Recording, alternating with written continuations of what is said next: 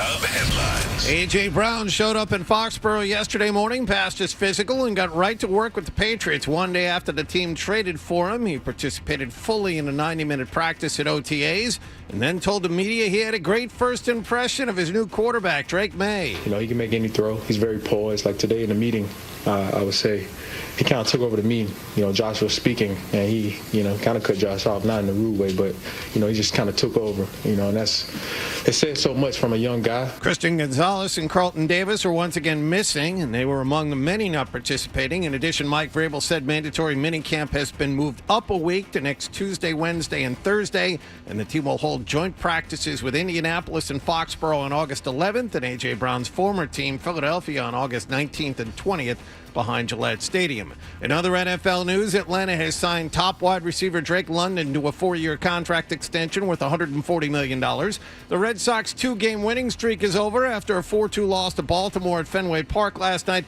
Pete Alonso hit a 2-run homer for the winners. They now have a 3-game lead on the Sox for second to last in the division. Peyton Tolley will face the Orioles tonight. Carolina blew an early 2-0 lead. They lost to Las Vegas 5-4 in Game 1 of the Stanley Cup Finals. And the Knicks visit San Antonio for Game 1 of the NBA Finals tonight. Knicks center Mitchell Robinson is questionable after surgery to repair a broken right pinky finger at the end of last week.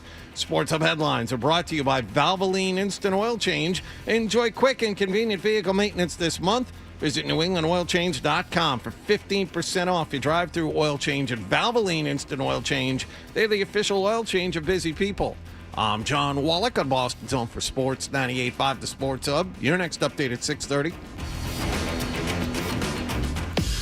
Listen to it, laugh at it, get mad at it, agree with it, argue about it. It is Boston Sports. Boston Sports. And it is all we do. 98.5 The Sports Hub. Ladies and gentlemen, I need all of you to stop what you're doing and listen. Toucher Yes, I finally shaved my nuts. and Hardy Who, me? Just hanging around. on 98.5. Anchorman, heard about you. Yeah. We're Costco guys. Of course we go shopping while eating a chicken bake. That's gross. Not a great cook, but I do cook. When I asked him about the sides, Kick them in the balls. I don't care about it, but it's not good behavior.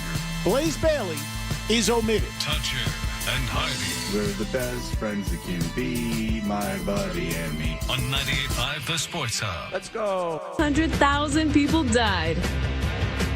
It's going down. I'm yelling timber. Hey, good morning, everybody. Good morning. We are Toucher and Hardy, Town Fair Tire Studios, 617-779-0985. You can watch us on YouTube. Subscribe to 98.5 Sports Hub on YouTube. You can download the podcast anywhere you download podcasts. Make podcast big download, big sensation. It is graduation season, and I was telling you guys yesterday, we had for the girl, lifelong friends, whose daughter was graduating. She was in the same grade as my son, but then my son reclassed, so she's graduating from Newton North. She graduated from Newton North yesterday. She's going to Rollins. It's a whole thing. It's a whole following in my footsteps. It's a whole closed circle of life. But I got to tell you this, and Hardy, you've been through this.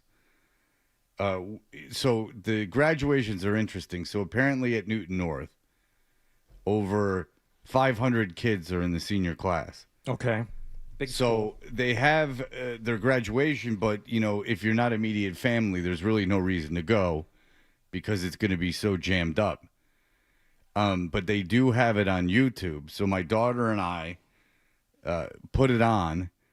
I think it started at like 3:30. We put it on at like 5, and they hadn't even gotten to the names yet. And then, so I'm like, I don't care anymore. Like, I'm going to just go upstairs and like shower and do laundry before we go over to this party for this girl at her house, where they're like watching it, where the immediate family that's not the mom and dad and the sister, because even the little brother was at that house watching it on TV. So they go to the names. My daughter calls me down and she's like, "Hey, they're on the D's." This girl's last name ends with D, or starts with D. I go down there, and they're in the D's. These nuts. And I was just going to say, so right when they got to the D's, you yelled, "D's nuts," on and your then, chin. and then left. So yes, that's what I did. But they, It's awesome. Thank you. But you're going to go viral. Yeah. I mean, I did a reaction vid where you can see me going nuts. They were on the D's, which I mean, we fill in the blank. But they were on the names that start with the letter D for 20 minutes.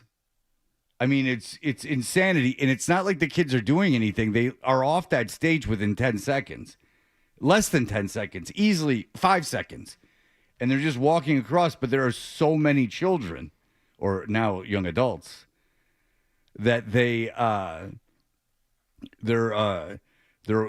just filtering Daily. off and on and off and on. Yeah, it's insane. And then they started getting to like lower in the alphabet vowels following the D. Denver, yes. Dennis. Yeah, and it was just like, whoa, this is never going to happen. Donnelly. Like, this is almost like a joke. Dunbar. Like, holy crap. And then we're kind of monitoring it. So then I shower and I do the laundry and everything, and I come down and they're still calling out names, and they're only in the T's. So I'm like monitoring it going, when should we go over to this house? You know, this graduation started at like, say it started at 4. Mm-hmm. It's, 7:15 at this point, and they're still calling the T's. A lot of T's and S's. Oh, yeah, that's what I'm saying. Oh, is that like the T's? I mean, as a T, as a toucher, I can tell you that this is not the end by any stretch. You still have W's. I mean, there's a whole thing. Oh, you haven't even started in on the Sullivans and the Smiths, and you would have already gone. No, you've already gone through those. You've already gone through the S. But there's a lot of foreign names. Alphabetical. You know that Newton is a real Benetton ad and so don't overlook Z's either when you're dealing with multicultural. Hey, X's more than you'd think. Yeah, well, there's a big Farrakhan population there, so there's a lot of X's, just X's. So it just goes on and on and on, and so we make the decision that we're going to go to this place at like 7:45.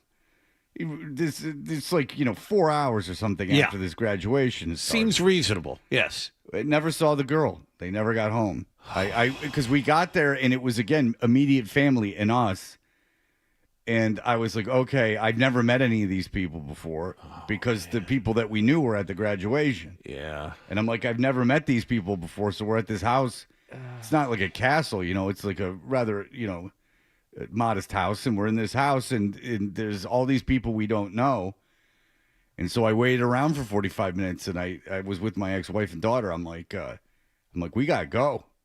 I'm like, we don't belong here. Like, this is 45 minutes. We're just like, they all know each other and we don't know them. We're the only people that's not family in this house. I'm like, we got to go. Who knows when they'll get back? They probably walked. Oh. Who knows when they'll get back? Because, it's like a whole 500 graduating kids. I mean, that's it's a 2-lane road in front of that place. That's 552 kids in my graduating class, and we also went alphabetical. And we had 2 significant rain delays in the middle of it, so it was a long day. When you think about it, and I know I felt this way, I felt that graduating high school was no mean accomplishment. I did not find it to be anything worthwhile. I did not look at it in any way as some kind of achievement in my life. I really didn't. And I remember my mom's dad was there, my grandfather, Pop. And he was there, and I asked him, I'm like, why are you here? Like, this is not a big deal. And he's like, I don't know. Your mom told me to come. Yeah. He didn't fly either, so I don't even know how he got to Detroit. I don't remember. But he never flew in his entire life. He died without having ever flown. Yeah, there is something a little off-putting about, making a big to-do and a big celebration over something that most people do. Like, and it's not having a baby. It's not bringing life into the world. It's like, yeah, most people do that too, but you still celebrate and make a big deal. This is something that most people do, and a lot of people do with a lot of struggle or effort. The speeches would tell you otherwise. Well, that's the thing is that this is the hardest and greatest 4 years of your life. It's always that valedictorian that never talked to anybody. Well, yeah, that's why I want to raise my hand. Like, that's right. You're going to remember maybe 10% of this. It's really inconsequential. Yeah, yeah, and it is funny because I think my high school ceremony, which I don't remember anything of. Now the college ceremony, I do remember because we were all horribly depressed because they let everyone out of school but the seniors, and we had like a week of just sitting there, knowing that like this whole thing was over. And I very much enjoyed college, so I remember that very well. I remember how viciously hungover I was the morning of the graduation too. I was not alone, and we got put into this gym. A gym I'd probably been in one time my entire time at Rollins, and we walked in, and all of a sudden it's like overpacked with people, and I was just like, "Oh no!" But in fairness to Rollins, the ceremony very short, not many people there. Yeah, you know what? Now that you mention it, I kind of have the same feeling looking back on my college graduation as the high school thing because. And, my mom and dad were there, and I had a great aunt and uncle who also attended. My sister was there, which was nice. But, graduating from the communications college at Michigan State, pretty sizable graduating class, they had it in the Breslin Center just for our college. This wasn't like the entire undergrad graduation ceremony for Michigan State. No, there were so many people graduating from the College of Communications that they had to have it in the place where, they played basketball. And I'm sitting there thinking, oh, well, I'm glad I did it. And, I guess there's a certain amount of pride that you take in getting a college degree, but there's an awful lot of us. Not sure how special this is. There's a lot of people who did the exact same thing as me. We're all being honored. Yeah, they really heard you. They really take away at the huge colleges. They do, because some of them you don't even walk across the stage, you just stand up and they acknowledge you. The guy mispronounced my name. How do you mispronounce Robert Reed Poole? What did he say? Pole. What? Oh my, that's agricultural pronunciations. Pole, get up here. You can graduate from the Swan Research Facility. Stupid journalism degree. Go on, take it. Get. Well, at least they let you go up. Sometimes they just have the class stand up and they just acknowledge them as a class. Like you don't, and then they have already given you your diploma Fred, or something. I don't remember. I think I did. I remember having my name read, and I think I went up, but I don't remember. Okay. And I wasn't even hungover. It was just, You weren't hungover? No. You guys didn't go out the night before graduation? No, Fred, why would I do that? I didn't spoil the day. It's a good point. I don't know. You had to get your Z's. I don't remember.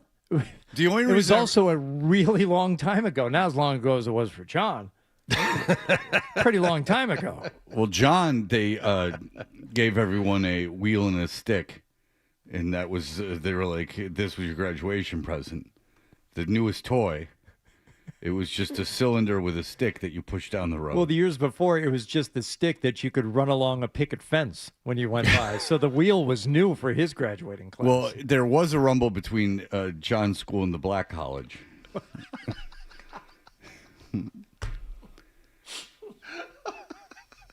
Because they got out at the same time, and it was the whole segregation mess. Which oddly probably wasn't that long before us for some colleges. Like Ole Miss, it's still the thing. The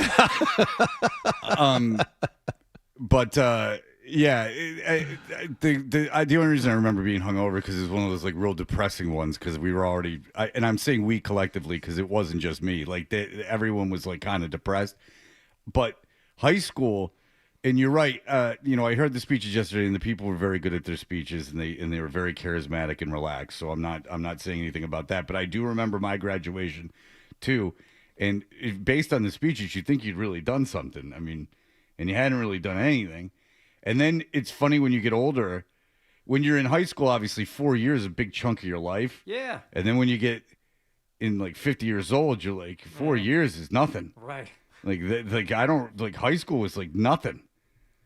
You know, I don't remember it fondly. I remember it almost indifferently. Well, is part of that because you got kicked out of one of your high schools and you had to attend another one, and maybe that soured your memory of it? Well, my memory of that year is just being sick. Like sick for like 3 months. So that's my memory of that year. I didn't mind North Farmington. Oh, you're a real piece of crap in high school. You're getting sick and getting kicked out. You're a real nothing. Wow. That's what they said when they kicked me out. Wow. They said you're real nothing. And by the way, sickly piece of crap. My mother loses her mind every time she hears me say I was kicked out. She's like, it wasn't like that. And I'm like, well, they asked me not to come back.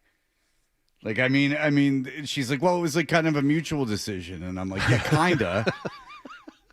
Like, you know, like mutual decision? Like, yeah, I didn't want to go back, but like they had no problem with it and were like kind of encouraging me not to. Like, Mom, if I had said no, I want to come back, then they would have said no. That's kind of the same as being kicked out. Right, because like again, I've never claimed this, but it wasn't some like I did something and they're like, you're out of the school, or like they had a meeting of like a committee and said you're out of the school. They like called me and my parents in and Craig Turnbull and his parents in, and they were like, and I just remember the discussion really like going like we don't want to we don't, you know, what do you think about coming back? And we're going like, we don't want to come back. And they're like, that sounds really good.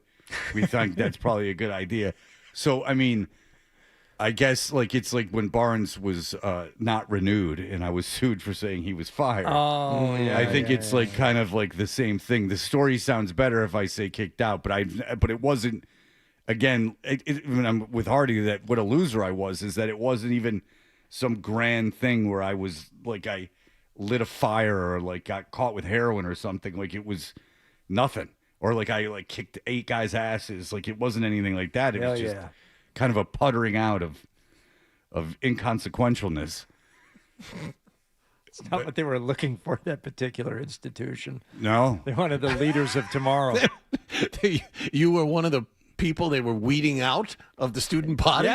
Yeah, it's like a pump up the volume situation. And now if they could look back, you know, 30 or 35 years from then or whatever the hell it was, or 34 years, 33 years from now, I think that they would have gone, there's probably some other people we should have kicked out before him, based on the mortality rate of that class. I would guess. What but that happened was afterwards. That was a big country day. That was like a big rich school. But I didn't mind the public school. But the thing is that I just didn't. I knew at the time I didn't care. Like I didn't care about graduating. Like I didn't care about this chapter of my life ending. I did care about college, because unless you're staying in academia, there is that, oh no, like now I gotta like function in the world and I gotta like, you know, figure out how I'm going to work. And especially if you want to be in something like radio, where I had no idea what I was doing. Zero. No guidance. Nothing. Literally no guidance. Like I had absolutely no idea what I was doing at any point, and no mentor or anything. So I was real stuck. And now I worked at Chili's. You know, I got that out of my system right away. You know, I went down to the Farmington Hills Chili's and worked there for a few months. That's good stuff.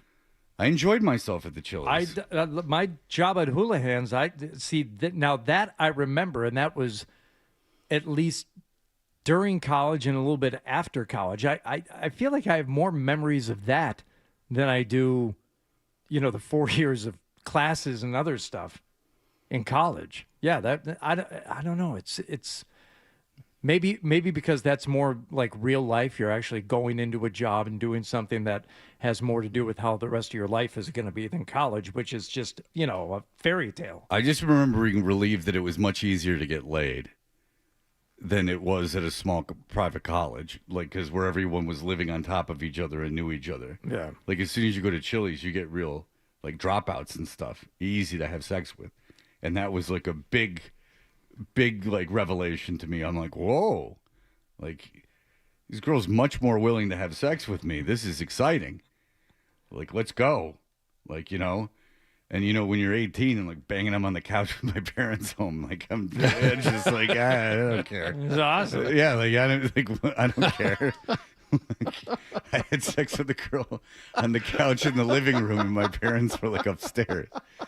Just, I think I'm like, if I walked in, I mean, my son's 18. I don't know what he's up to, but if like I walked downstairs and he was having sex on the couch, I'd be like, "What the hell's going on?" Like, was it middle of the night? No, it was like 9 o'clock. What I don't. It could have come down any second. It couldn't have been much past midnight. I mean, it was Farmington Hills. I mean, it's not like we were, you know, bars. We were staying at a bar until 4 o'clock in the morning. So yeah, that's the only relief that I remember feeling. But I knew in college that I enjoyed it, which is a blessing and a curse. Because it's a blessing that you liked it, but it's a curse a little bit because you know, like, oh no, like when this ends, I'm gonna not like that this is ending. Which very few things in my life I felt that way about. But there you go. So maybe that's why I remember Houlihan so fondly. That was when I was first introduced to the Devil's Powder with a fellow bartender, Tony. Yeah, you know, had very subtle code for it. Like they'd be pressed 3 deep at the rail on a Friday night, and we're kind of in the weeds and starting to lose steam. It's like 10:30 and you've already been on shift for 4 hours and you've got at least 3 more to go. And he would look down the bar, I'm doing at one end, he's got the other one, and the signal was he would yell down to me, "Robbo, let's chop it up." Very subtle. Yeah, and he would really loud. Yeah, karate chop the palm of the one hand. To, let's cut some lines. Back in the keg room, and he especially with that crowd in Lansing. This wasn't the college town. This was the more blue collar. Okemos. Yeah, like the blue collar city type of things. We weren't the only ones doing it. He could have just as easily said, "Bravo, let's go do a couple of lines of cocaine in the back room." A little booger sugar, a little devil's dandruff. Yeah, he wasn't fooling anybody. Secret speak. Yeah. Well, Friday at 10 o'clock, if the 2 bartenders leave together, I would just and they're just like those kegs were heavy, man. If you had to get one down from the top rack, sometimes it took 2 people. This is what we said. Yeah, because were you pulling them into the bar, or did you have at least a line system from the back? There was a line system. Yeah, so it's not a huge endeavor.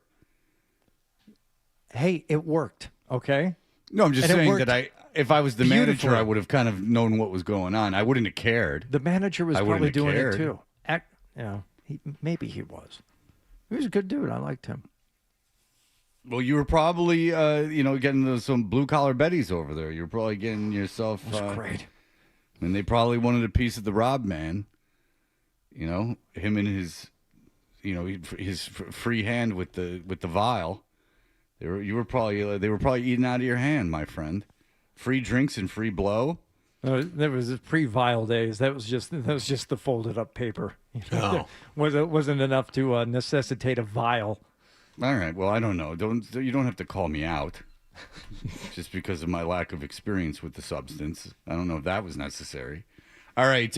We'll be back in just a moment. Big show on the way today, including these fart monitors are coming in the mail very soon. Real ones from a real study from the University of Maryland. This is not some crass joke. Oh yeah, we didn't get these at Spencer's Gifts. Yeah, this is a real scientific study. We're in fairness legitimately helping out a study that the professor, the doctor, the PhD at the University of Maryland believes will improve humanity. So we will discuss that. Also, the Vrabel stuff, A.J. Brown stuff. Mike Reese is going to join us. Big show on the way today. We'll be back in just a moment. Toucher and Hardy, 98.5 The Sports Hub.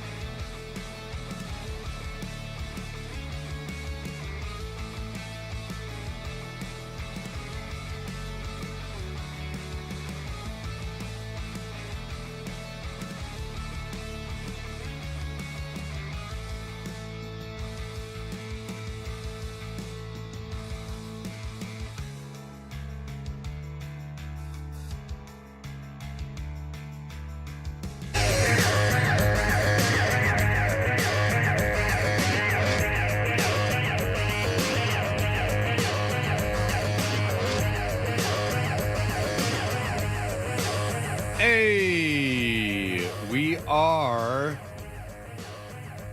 Dutcher and Hardy. What happened last night is brought to you by Leonard Hair Transplant Associates, where your hair doesn't have to be a game of what happened. So change your lettuce and change your life with Dr. Matthew Lepresti at 1-800-GET-HAIR. Hardy, what happened in the world of sports last evening? I apologize. Freddie had moved on the subject. I was still so consumed thinking about my days tending bar at Houlihan's. I completely missed what he was saying. I tried to follow up on one of his stories with another Houlihan story. Those were good days. Well, I would contend that from the 22 to 27, 28 was the best, like most carefree time of my life until whenever I got mornings. That's when ironically, when things became way less fun, because when I got what I wanted, then there was the responsibility of having to do that. And then I didn't. And then at that point, it's like you're fighting that uphill battle, which is ironic because you work all that time to get to that point. And then once you get it, it's now there's all this responsibility and like things got serious quick. More problems come from dreams that are answered than those that are unanswered. very deep. Hello. Did you just make that up? No. Very deep thought for 6:31 in the morning. Well, hang on to him. He was doing blow at Lansing's Houlihan's back in the early 90s. I find myself inspired by that. Thank you, Rob. Stanley Cup final began last night as the Vegas Golden Knights were visiting the Carolina Hurricanes. I remember some time back thinking that Carolina Hurricane experience was way overrated. Oh, they're not that loud in that building. That's not such a tough place to play. Yeah, it's pretty tough. Early on, 25 seconds into the game. Takes the loose puck, knocked away, and here's Nikolai Ehlers playing his way around Theodore. Ehlers coming in, snaps a shot, he scores! Carolina, right off the bat, it's 1-0, 25 seconds into game one. Nikolai Ehlers gets the Canes on the board. You know what? Listen to all those NBA play-by-play guys, wee and cha-ching, a Thunder Moneyball. There it is. He's fun turns of phrase and things that you have to ram into everything get a lot less charming. The perfect call of a big goal right there. So if a guy averages 25 points a game, in like say Wembanyama averages 22 points a game over the course of 100 games, and you say wee every time he hits something, or even more, how many 3-pointers a game have Oklahoma City made? Right. And you say Thunder Moneyball. Like, at what point do you realize how laborious that becomes? It just becomes so counterintuitive. Like you say it once, fine. Like, okay, like, tee-hee, a Thunder Moneyball, fine. And then you just keep doing it and doing it. And now that they've lost, maybe you go back to the shed. And maybe your little magic elixir of saying Thunder Moneyball isn't really responsible for them winning or not. Your magical thinking isn't really, in reality, what's making this happen. But I am with you, John, and you are a play-by-play guy and a good one. It's just these little hackneyed small market tricks. Like, And technically, this guy works in a small market. He works in Raleigh, North Carolina. This is perfect. Right. No, it's I say, though, once again, I was completely wrong about this building, thinking that it was size-wise, sure. But in terms of the small market feel, it doesn't have it anymore. This team has apparently completely won over the town. It used to be, seemed like a 50-50 split in there. That area has been college basketball for so long, and now. And I went to a Red Wings game there where half the crowd is in Wings jerseys, but this was a long time ago. Now it's all Carolina, and they would go up 2-0 in the first period. Shea Theodore answering toward about a minute and a half after the second Carolina goal was scored to get the Knights on the board, and then 30 seconds into the second period, full momentum swing. Did not allow a goal in the second period of that series. Eichel, a sharp angle shot right wing through the net mouth and out the back door. Eichel to the middle. Barbashev scores! Eichel to Barbashev. 2-2 tie. So tied at 2, Vegas would add to that with another goal. So that was 3 unanswered for the Vegas Golden Knights from the first period to 4.5 minutes into the second. They would trade goals back and forth until finally one team would go on top late in the third. A little more touch. Sissons might have been in the clear down the slot. Hurdle from the right side. Give and go. He shoots. He scores! Tomas Hurdle. 5-4 Knights. 3:24 to go in the third period. And that would be your final as the Vegas Golden Knights overcome that 2-0 deficit early on to take Game 1 on the road of the Stanley Cup Final. I don't know how much of this you saw. I thought the game was fantastic to watch back and forth, and the building was electric to start, and the world was watching. Yeah, I understand. You know what? We joked about it. I ended up watching the first 2 periods, and it was fun. It was a really fun game to watch. Yeah. It wasn't the best hockey. There were a lot of giveaways, a lot of just gaffes that led to goals. So it wasn't like this awesome display of hockey prowess, but it was an entertaining game, and a lot of it has to do with that crowd in Carolina. Pierre LeBrun, who covers, I think it's for ESPN now, he polled a lot of hockey coaches and executives on what they thought was going to happen in this series, and unanimously everyone thought this thing was going to go 6 or 7. They're evenly matched teams, but John Tortorella, another win.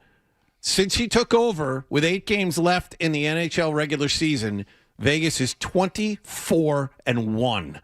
And he's not guaranteed a job after the end of this season, although you would hope that they would re-sign him for a couple of years. It's an interesting thing because you might just take take your money and run because Tortorella's going to burn himself out over there. It's like history would tell you that's the case. Yep. And maybe if you're Tortorella, you just want out. Like I won the cup. This is what I'm going to do now. I'm going to be like the closer. If you have a good team that you think is underperforming, you bring me in for half the season and just collect Stanley Cups. By the way, road teams 0-55 win down multiple calls at any point during a Stanley Cup final game 1. This win over Carolina, real quick, was big, too. Carolina coming into this game in the playoffs, 12-1. Yes. And they lost last night. 12-1. After being up 2-0. Yeah. And their record in the postseason being down a goal is, something historic. It's like, no team has ever won more than, 2 games in a postseason after going down a goal. They're winning pretty much all their games. I don't know if that was the case against the Avalanche. I think, that was the sweep. But, these games where they find themselves in the hole at any point, they end up winning them anyway. It doesn't matter. Just so there you go. They will go again tomorrow night. Yes, every other night. I think they're trying to obviously balance it so they don't stay in the way of the NBA Finals. Right. Well, I found myself watching that after what happened with the Red Sox last night. I got the sense that this one wasn't going to go their way. Justin Verlander as well. Alonso with a drive, screaming towards the top of the monster, and it is gone. In no time flat. Pete Alonso with a go-ahead 2-run home run here in the third inning. You were talking about Alonso before, Fred. He's heating up last 2 or 3 weeks. Yep. He's I still wouldn't want him, and I think Contreras is perfectly fine, but yes, Alonso has been better as of late. Yeah, that homer in the third inning made it 3-1, and that would end up being enough as the Red Sox fall to the Orioles last night at Fenway Park, a final of 4-2. The Red Sox are far and away the worst home team in the league. They're 9-20 at home after last night. Last night was pretty historic because the Orioles entering last night were one of 2 Major League Baseball teams that didn't have 10 road wins all season. One of the worst road teams in Major League Baseball just came into your place and beat you. Well, Falafel says that... This is interesting. I was just pulling it up. Go ahead, Fred. Yeah, he says that he's asked about why they're 9-20 at home. Well, he was asked, according to Alex Beer, why the team has been so good on the road, but not as good at home, yeah. And he said that the team has struggled to avoid distractions of larger groups of outside people at Fenway. The only way I can interpret that is that somehow the number of visiting fans in the stands at Fenway Park has become too much for Major League Baseball players to overcome, which might be the most ridiculous, like gaslighting-y thing of all time. Like, you're a professional baseball player. It's time. You're in the majors. Stop.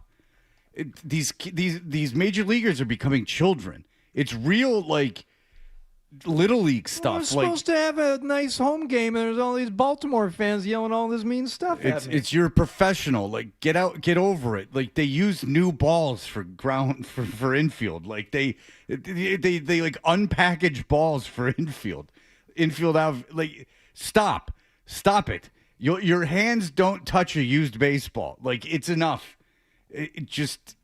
I don't know why that's sticking in my head, but it's just the way that these guys are coddled. It's enough. The other part of it is just another log on the fire. Excuses after excuses, and they're trying to figure. You guys are just bad. Like, is what it is. Right? Like, what is? So you can't hit because you're too busy looking at the visiting fans in the stands at Fenway Park. They say stuff too. Well, yeah, and Duran is all like into what everyone's saying. Everyone can't get enough of the crowd. They're all seem very hyper focused on what's going on in the crowd. Also, Fred, their hands do get dirty even in warm-ups because they're not fresh out of the box. They rub that mud on them. Well, they got a little, but I don't know if that gets on your hand. I thought it was Delaware. Is it Ohio? Oh, maybe it is Delaware. And they wear sliding gloves, because to protect the oven mitts, very important. Their digits. So I would, and then there's batting gloves. I don't know if their hands ever get dirty. The oven mitts that are 4 inches longer than their fingertips, so they have a better chance of being safe. Yeah. Oh, there's a danger of pine tar, Fred. That's a possibility. Dirty your hands that way. Yeah, you could get a splinter, but that's very possible. One final pathetic stat from last night: Red Sox had a total of 3 at-bats for the entire evening with a runner in scoring position. And nobody passed first base after the 5th inning. Last 4 innings, no runner for the Red Sox reached second. Well, 2 runs, 4 hits against a bad baseball team. Baltimore now leads you by 3 games for second to last. Well, if only people that were Red Sox fans would go to more games and be louder, then they could end this. It's too distracting. Yes. Now you get it's too distracting that all those Oriole fans were there yesterday. It was just so overwhelming, the Orioles fans. You can't expect Falafel to hit. I mean, he's got to sit there and look at the crowd. I mean, I've never heard anything ridiculous in my entire life. You've been to Camden Yards, haven't you? Yes. Would you ever take a trip to an opposing ballpark? I hear Camden Yards is very nice. Well, I have. If I was in Baltimore, I don't know the incentive to go pay more to go to Fenway Park, right? Unless I lived here. Why are they even here? Right. It's like if I'm a Baltimore fan that lives in Boston, then I'd go to the game. But it's just the most JV thing. They've been playing baseball in front of crowds since it started. That I played in front of crowds when I was 12. It's enough.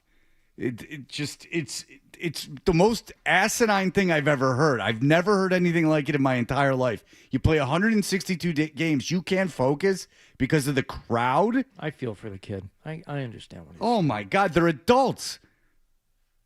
How old is Kiner Falafel? Little Falafel? He's got to be around 30. He's 31. 31, he can't get it together. Been around a while. 31 years old, he can't get over the crowd. And you know me, I got a lot of sympathy for these guys. I know how difficult it is to play through those injuries and everything. I have a lot of sympathy for the grind of the season. But they got to stop looking at the crowd. It's enough with the crowd is bothering you so much. It just drives me nuts. It's just so unprofessional. It's so incredibly unprofessional. Oh, I can't do the show because they're yelling at me on Instagram. I mean, come on. Stop it. All right, we'll be back in just a moment. Here are the headlines.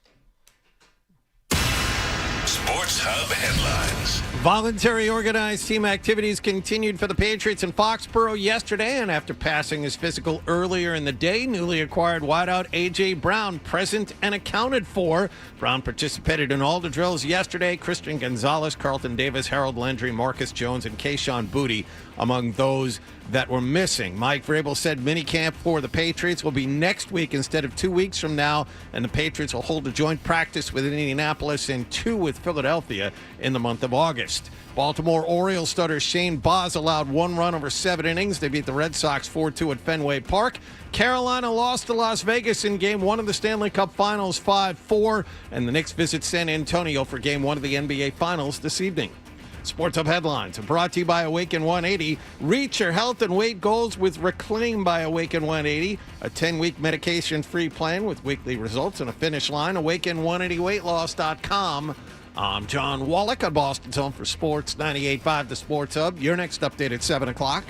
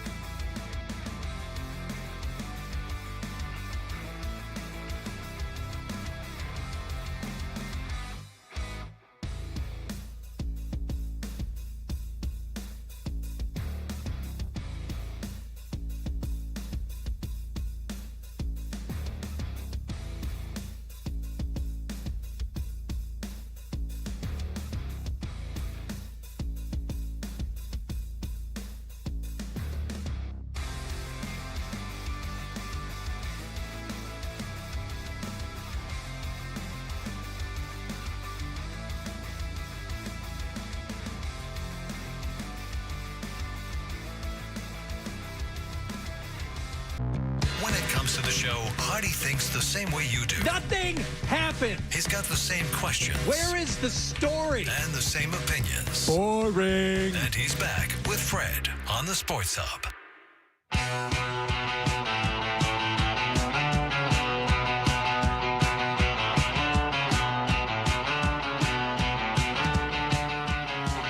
Hey, we are Toucher and Hardy. Hardy, what else is going on? The Patriots were back doing some joint practices yesterday, and of course, A.J. Brown was there and actually got out onto the field, and Mike Vrabel had a chance to talk about things like A.J. Brown. A little surprising here. Is the plan for him to play under the contract that he had with the Eagles? I mean, he's been here a day, so I mean, the plan is for him to practice and try to get acclimated. You know, I don't see anything that would preclude him from doing that. I mean, right now, I just excited to add the player. I know the football team is looking forward to having him and practice and get acclimated and whatever that looks like today. So, you know, by all accounts, you know, he's ready to go. So, no. It's just a little excitement. You're not being asked about extramarital affairs. This is a guy you know he's going to help your offense. Just a little excitement, Mike, about bringing him in. I mean, not to Craig Breslow this thing. Jesus. According to Vrabel, it's like he had nothing to do with it. They just told him, hey, we got you a wide receiver. What's his name? A.J. Brown? Oh, I heard of him. Yeah. Oh. Yeah, he's not involved in personnel decisions. Well, and hence his non-appearance at the day 3 of the NFL draft. But it seems odd seeing how they have this relationship, as we were talking about just yesterday, that goes far beyond just a guy who coached him up once. They're actual friends, you know, talk back and forth, questions about family and whatnot. Like, didn't know. Brown was saying that yesterday that, you know, he had stuff that Vrabel told him. Vrabel was hard on him his rookie year, and he carried Vrabel's words into his successful 4-year run in Philadelphia. The two of them are close. And well, A.J. Brown was a big Patriots fan for some unknown reason. Yeah. He lived, I mean, maybe because the Patriots were good. They're big in Starksville, Mississippi, where he grew up. Apparently. I mean, listen, if you got to pick a franchise, pick the franchise that's going to win 6 Super Bowls, but a little lack of character there. What did you want him to say? The Jets? Yeah. Okay. Lions, Jets. Okay. Arizona Cardinals. Sure. There's a lot of things that he could have said. Maybe not even Arizona Cardinals. Yeah, Lions, Jets, Cleveland. These are the teams that he should have picked. Showed some character. Instead, he picked the Patriots, who just were going around winning. It was like being a Cowboys fan in the 70s. Well, he didn't pick it. Do you want to hear it now, or do you want to hear it later? Well, I mean, we couldn't play it twice. I mean, everyone's going to know by that the second time. The exact same audience will be with us when you do it again. And also, it's, you know, there's so much to talk about. I don't know how we'd fit it in. But yes, I would like to hit it here now. Okay, give me a second here. Ryan, can you throw that in at the top for me, please? It's A.J. Brown, who was on a podcast discussing his love of the Patriots and how that came to be. A podcast. A podcast, yes. Not the podcast. A podcast. Yes. Well, granted, there are a few of them out there. There was one where they were interviewing someone. They sat a guy down and they were interviewing him. And then he went around and got interviewed. He got interviewed, and then A.J. Brown interviewed him on his podcast. They just went back and forth interviewing each other. It's one of these rare formats where you sit down and have a 2-hour conversation. Here we go. AJ, first of all, thank you for allowing me to come in your house and hang out for a little bit. Thank you for making it. That's okay. I have a real question. When did we get this rug right here? Where did this come from? It's a Patriots rug. Thank you. It came from Amazon. But definitely a few years now. It's been here for a while. While you were an Eagle, you had this rug in your house? Absolutely. You got to tell me why. You know, some things just never change. You know, this is my team. This is my team since I was a kid. So it didn't matter. I mean, I was doing what I was supposed to be doing as an Eagle, but this is This is it.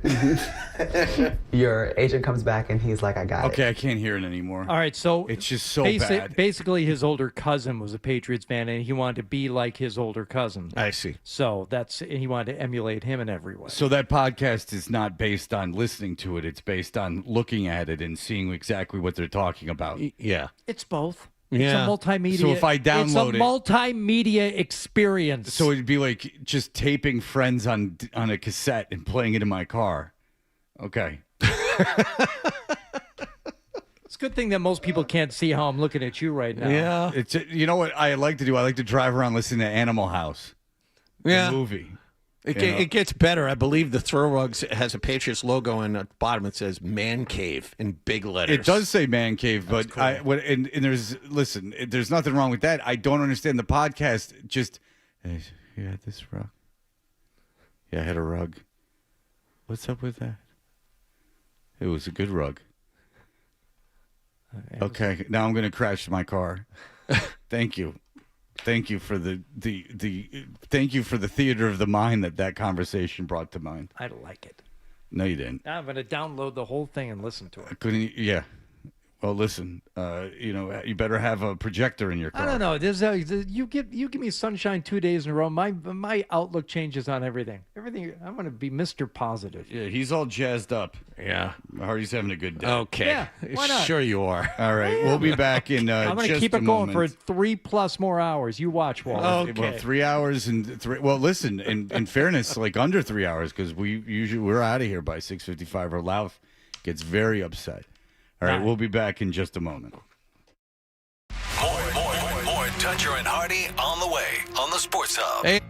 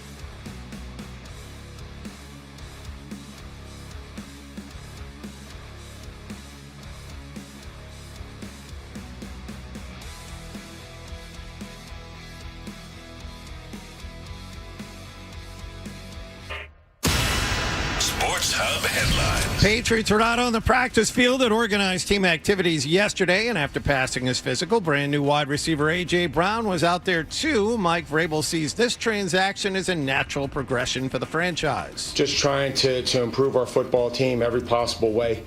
Give our offense multiple weapons to build on what we did last year. Vrabel added that he imagines Christian Gonzalez will join the team on the field next week for mandatory minicamp, even though he wasn't there again yesterday for OTAs, along with Carlton Davis, Harold Landry, and Kayshon Boutte, among others.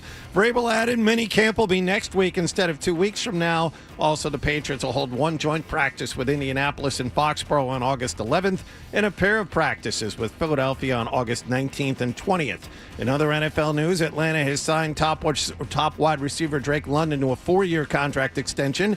It's a prize package worth $140 million. Baltimore entered last night as one of two teams in Major League Baseball without at least 10 road wins this season. But since they were playing the worst home team in the league, they were still able to win. Pete Alonso hit a 2-run homer. Orioles beat the Red Sox 4-2 at Fenway Park. Carolina blew an early 2-0 lead. They lost to Las Vegas last night 5-4 in Game 1 of the Stanley Cup Finals. And the Knicks visit San Antonio for Game 1 of the NBA Finals tonight. Sports Hub headlines are brought to you by Rodenheiser Home Services. Count on Rodenheiser for expert AC repair, maintenance, and cooling solutions. Visit Rodenheiser.com. Rodenheiser Home Services, nice people, great service since 1928. I'm John Wallach on Boston's Home for Sports 98.5, the Sports Hub. Your next update at 7:30. This is what happens when analysts take over the games, take over the sport. This is where you talk sports. It happens all the time. The Sports Hub. Why do people listen to Touch Your Because it's a thing. All right. You know what I'm talking about. Sure. No idea what you're talking about. Here's more of The Thing on the Sports Hub. We interrupt this program for breaking news. I can't use it. Newsflash. Hey, we're Toucher and Hardy. You can watch us on YouTube. Subscribe to 98.5 The Sports Hub on YouTube. We have good listeners, very good listeners who email. We appreciate it. And they send links to things that I enjoy and could be used for the show. But the process of getting those links to open up is so laborious and unnecessary that it's just fascinating to me. Well, I think it's smart for the company to make us re-enter a code from a separate email every day if you want to access something from outside the company. Because how often do you get sent something, Fred, to your email that is from a non-fellow employee? I mean, it hardly ever happens. So you're a listener and you're like, oh, you did this segment. I think I have something that might be of, which is often the case. And oftentimes we use these things for bits. And then you click on it, and then it will go, oh, no. You need an authentication code or whatever. Authentication? Authentication, thank you. I don't know why that tripped me up, but it did. Authentication. Yes. Authentication. Authentication. Well done. All right, very good. And now you're putting the emphasis on a strange syllable. I say you stuck the landing. I got jazz. I'm like jazz, baby. I'm bebopping around. I scat it. And I'll tell you this, is that it asks for this code, and then it takes forever to get the email with the code on it. And then you got to get out of your email. You have to go to a separate website. And then put the code in. Put the code in, yeah. And then it lets you look at it. So to open up a link that you send us takes around 5 minutes in total time to open up the link. So, I mean, well done. Because everyone wants into Beasley's coffers. They want to know what's doing with the brains.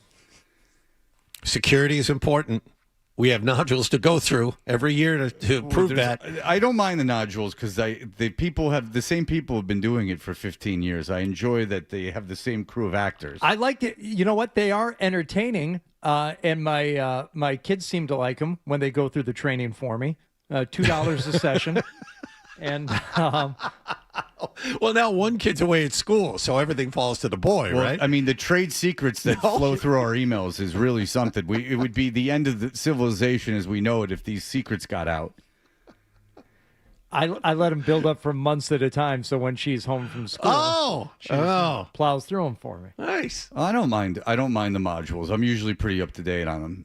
I like when I see someone from the modules in something else, like real entertainment. Has that ever happened to you? No. Like the lazy guy with the robe and the beard. Well, he's the best character. Yeah, he's the best. He's the Kramer. So I think people in jobs can even. I mean, I remember I used to have to watch these things when I worked at restaurants. Is that you have to watch these training videos, and for us, it's cybersecurity videos, but it's a cast of people, and there is one man who is often cast, if not in every video, in 99% of them, as bad idea guy. Yeah, he's hapless. Yeah, and so he's real disheveled. He wears a robe and like a white T-shirt. He's kind of fat, and he's been a delight now. And then they have a real moron, the tall guy with the black hair. He's a real moron. Yeah. But he keeps getting dumber progressively every year, much like Kramer. Yeah, well, they're kind of in danger of Homer Simpsoning this guy in that. I read a review of The Simpsons once that said, Homer started as a buffoon, but over the seasons, he started to become more like somebody who had suffered like a closed head injury. Right. Like he was truly affected in a way that was no longer relatable. Because if you're this company, you have to keep having this buffoon make mistakes in outrageous fashion. But then I'll be like at the movies or something, and I'll see one of these guys, like in a brief little snippet, and I'll turn to whoever I'm with, on the off chance I'm with someone, and I'll go, "Hey, that's the guy from the module," and they'll go, "I don't know what you're talking about." But I don't have any problem with those modules. I can't deny that. I'm not against it. All right, Hardy, what do we have in the news today? I believe you're starting. Is this the story about the bird? It says alcohol. Yeah. We need. All right, John. We need John Wallach's. Right. We need John Wallach's input on this. All right. A Los Angeles County judge sentenced a man to 45 days in jail and a year of probation for giving booze to a protected bird in our state. All right. Well, now what are the implications of that, Jonathan? Death. Death for whoever did it. No, it's not the implications. Oh, for the bird. I would think flying what would would you know be about human law. I would think flying would be a problem for this bird. I think getting off the ground. You're here for your avian legislation. All right. Well, I lost my head there. Charlie, for a second. you're Sorry. bird law. Sorry. All right. So why can't? Because you can walk when you're drunk. I mean, you got to be real drunk to like be falling down and like hurt yourself. I mean, if you have a few cocktails, you can still walk around. Not driving a car. You're not asking these birds to drive. You're just saying fly around, which is what you're naturally. I would think if the you would bird think gets or too you drunk, would know. I'm only guessing. I'm only guessing here. But I think flying for a bird while drunk would be the same as trying to drive if you were a human. That's ridiculous because you can. Flying is what they do. Walking is what humans do. You can walk when you've been drinking, unless you're just completely annihilated. Well, birds can also walk, so maybe flying to a bird is the equivalent of us, like running on a balance beam. It's harder than it looks. Oh, I don't think so at all. They can travel huge distances in the air. Well, why it's harder for them to walk. Why are you and I arguing it, John? But if your balance is impaired, Fred, I would think it would really interrupt your ability to fly. Well, does it or doesn't it? I say it does. Well, what yes. do you mean you say? Again, you've. I'm ruining the bit. You're not, I'm sorry. Yes, it does. Bit. Based on my knowledge, yes. Absolutely, it impairs your ability to fly. Can't commit. Obstinate. Denying birdness. Dumb bird. All right, very good. John, you're of no use here. I would have hoped that you would have at least some knowledge of flying. Damn it. I mean, all they do is fly. You would think that if you could have... This, again, isn't driving an automobile. Maybe part of what birds do. He's not the best person to ask. He's the one who can't conceive of going on a golf course without a cooler full of nips. Oh, boy, you've really got him. I know. Oh, my God. I've thrown him into a tizzy by just politely asking if he would like me to bring a beverage of his choice. Right. Okay, we were all over the place, but since Hardy brought it up, I'm on John's side in this. We have this golf tournament on Monday that we have someone bid to play with us, and it's gonna be the three of us with the guy that bid to play with us. And John, I thought in a nice fashion, said, "Hey, I'm bringing a cooler. Would you like me to bring Diet Coke for you?" And I said, "Oh, yeah, if you're bringing a cooler, that would be nice." I believe that was the extent of the conversation. Yes, that's it. And then you went to Hardy, and Hardy came in because he was absent when we started this, sat down, and I asked him as well. And what did you say to start? You said a salmon sandwich. I said I want a salmon sandwich. Which was funny. Okay, thank you. Yeah. But my main thing is don't bring a cooler to the golf course. Why not? Because you don't. You're not going to the beach. There to play golf. Most it's inappropriate. Number one, it's bad etiquette. Most courses don't allow them because everyone's taking this very seriously. You just don't bring a cooler to the golf course. You don't walk into a restaurant with a Dunkin' Donuts cup in your hand. They sell beverages at the golf course. You don't bring your own. Maybe you save a little money and don't. Yeah, and take it out of the hands of the people operating the golf course. I walked right into that one, didn't I? That's true. They don't get paid at all. Maybe they're rolling in dough over at Sassafras Pass, but other courses tend to struggle, and they make a significant amount of money off of their food and beverage sales, so that's how you support them. And if you want a specific type of drink that they don't have, then I guess you wait until you get home, bird boy. You can't have your what is it that you're so fond of that you can't live without for 5 hours? What is it? What drink are you bringing? 5. We're going to be out there longer than 5. What do you got? Capri Suns that you're afraid they won't be selling there? Sure. Yeah, effing child. What's wrong with Capri Suns?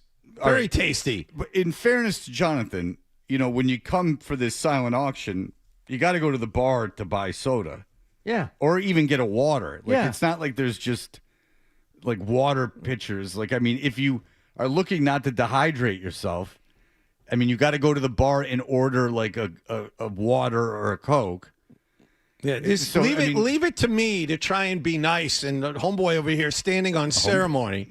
Unbelievable. Well, he does. He looks at golf courses as protected land. I know, and you know what? This is the guy hippie with their favorite tree. And this is the guy who said, "You know what? 20 minutes ago, I'm going to be positive today, all day, 3 hours." He thought you were that desecrating lasted the course. 15 minutes. Well, I thought you were being nice. Yeah, I was. And I think everyone else out there thought I was too. I'm asking someone right now about one of your golfing buddies who takes the sport as seriously as you, or maybe the guy whose family owns Brook Meadow. Oh, really? Just to see what the policy you see what he did there? I know the guy who owns the golf course. I do.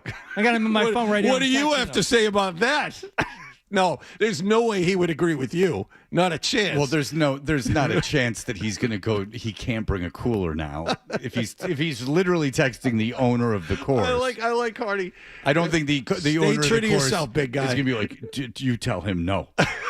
We'll find out. I find that very difficult to believe.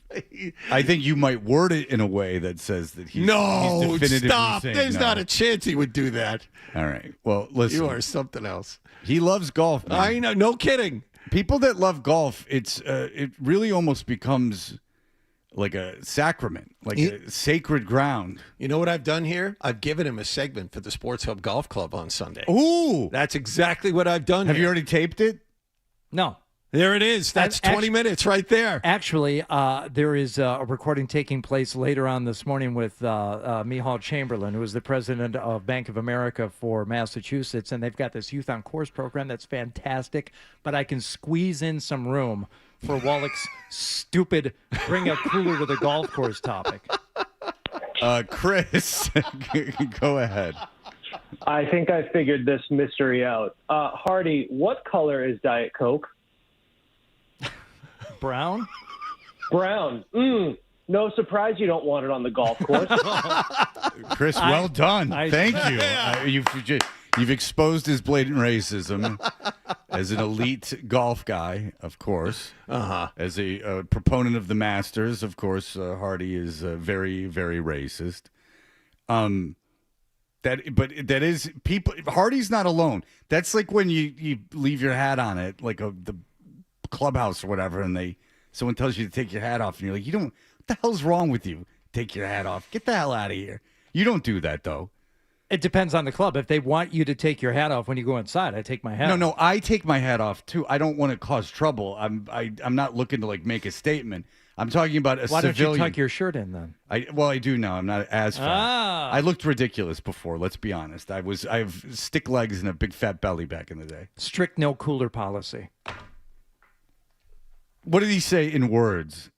What was his actual They quote? took the words right out of my mouth. Give me the exact text back. Because there's no way he said, tell him to go like F off. He can't bring a cooler. Let's see. What is it? Tell him to act like he's been to a golf course before. Oh, yeah. Well, he's listening. Okay. Yeah, he's listening. All right. Which is kind of flattering. Craig's a great guy. But it's I'm not out of line. No, I don't think you're out of line. I think you're probably right. I'm not being too precious. It's like number one, like kind of skittish. I get it.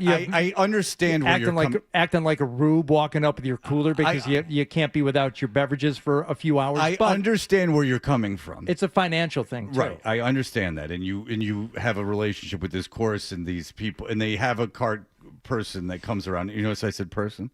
Cart person. Well done. That was very good. It's entirely female, but yes, a cart person that comes around and sells beverages. And I understand this is taking money out of their pocket in a sense.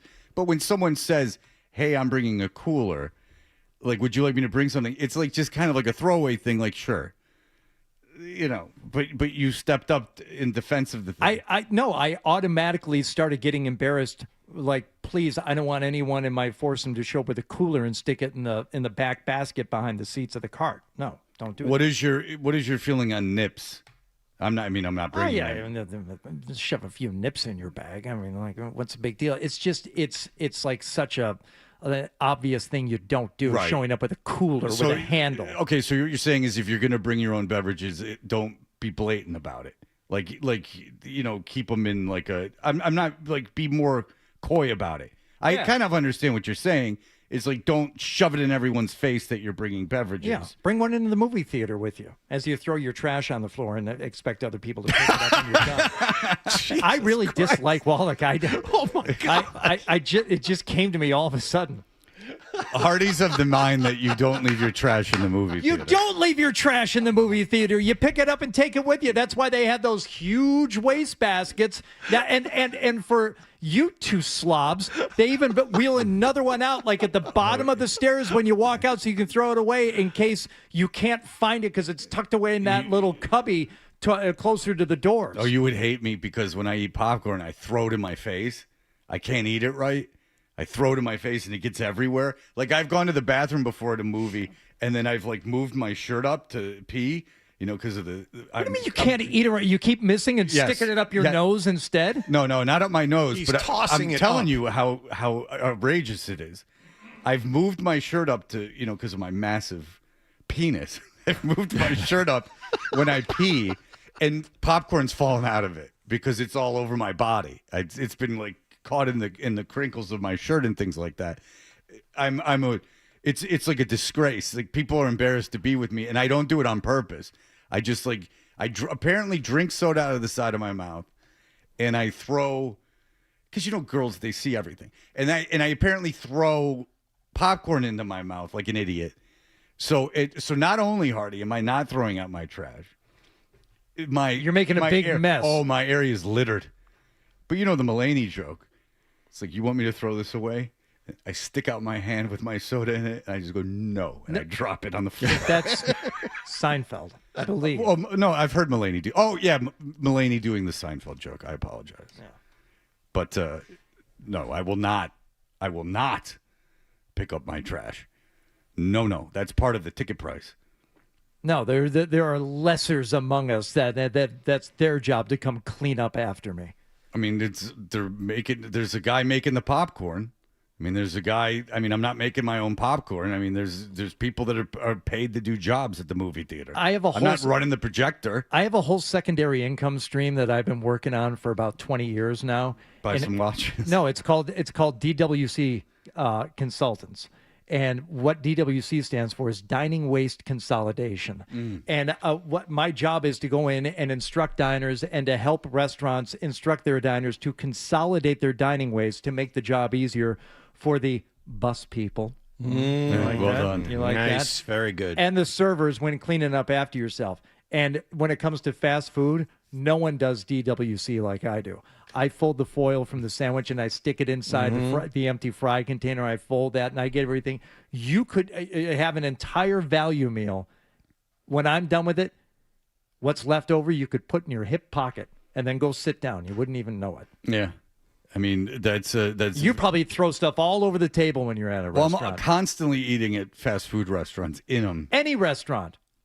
They'd say you're at Chili's and you got straw wrappers and napkins. No, and other stuff. I waited tables. I try not to make a huge mess. Well, why don't you have the same attitude in a movie theater? F them. See, that's a good point. F those lowlifes whose job it is to clean up. Yeah, pretty much. You're a good person. Just you too, Wallach. Pick it up. Pick up my trash. I pick up my trash at movie theaters. Oh my God, you guys! You said you didn't like a year ago. You were in lockstep with this. Of course he picks it up. It's how he makes nests and how he feeds. Just like at the beach. Airplanes, you don't pick up your stuff. Airplanes. That's even worse. No, airplanes you're supposed to. Yeah, you're supposed to at both. But they do tell you on the airplane. Can't help it. But they have, this is true, on an airplane. I have been on an airplane where they're like, we can't come through the cabin anymore. If you have waste, please just put it in the front pocket of your seat, the seat in front of you. That has happened. And I remember thinking of you when they said it. It was recently, too. It was this year. I was on a flight, and they're like, we're going to have turbulence going in. We're not going to be able to come down the aisle anymore. If you have any trash, please put it in the front pocket of the seat in front of you. Yeah, for some reason, when they come through with trash bags, if I have something left over from my meal, I'll put it in there. But stuff that I bring in, like a bottle of Coke I bought in. His meal. My meal. What airline are they feeding you on? Sometimes when I travel, I have traveled to, say, Salt Lake City or Los Angeles, separate from the Celtics to call games, or first class. No, they're not feeding you outside. No, of first class. You don't get a meal. Coach a boxed lunch, whatever it is they sell. I will. Oh, you buy the boxed lunch. Yeah. You want to talk about a rube? Can't hide money. Well, no, that's, yeah, that's right. That's some Diamond says they don't even let you. They're like they don't even try to sell it to you. Stop. You don't want to eat that. Yeah, they're like you're above that. Come on, let's be honest. I have 1 million drink vouchers if you want them. Okay. They're Great. silly with drink vouchers. Great. All right, very quickly. Adam, go ahead. Hardy, just wanted to check in. Do you clean up after yourself after Fenway Park, or do you let John Henry pick up the mess afterwards? Do you pick up your trash at Fenway Park? Like if you're at a baseball game, do you pick up the trash? The only thing I wouldn't pick up is like peanut shells, but everything else I'm picking up, yeah. Okay. How do you feel about that, Adam? Is Hardy a good man for doing so? He's a very good man. Way better than me and you, Fred, obviously. Well, no, I don't pick up I'm not running around with trash in my hands. No, thank you. No, me neither. Have a good day, guys. Yeah, all right. Thank you. I mean, I'm not cleaning my area at Fenway Park. No. I can't imagine that's expected of you either. That I'm supposed to walk around with trash bumping into people. I mean, there's so many things wrong with that. Your Fenway Park, like foil wrapper, you just crumple that up and throw it on the ground. Well, I'm never eating a Fenway Frank. Yeah, that's we've gone over that many times. So don't worry about that happening. All right, so your lobster poutine boat or whatever it is that you highfalutins eat now at Fenway Park. That's right. I want to miss 6 innings getting cheese and fries. Yeah, I'm a big fan of standing in line. I will get popcorn and throw it all over myself. I can't even believe it's the consideration, like the question as to whether or not to take care of your own business and clean up after yourself. It's like flushing a toilet after duty. No, that's someone else's job. Even in my home, just walk around. There's logs in every toilet. Don't you want to do it yourself? You all right over there? You okay? I'm still reeling from you wanting to bring a cooler onto the golf course. Of course you That's are. where it all came Reeling is what you are. All right, Mike Reese is going to join us in just a moment to talk about your New England Patriots. You're listening to Toucher and Hardy on the Sports Hub.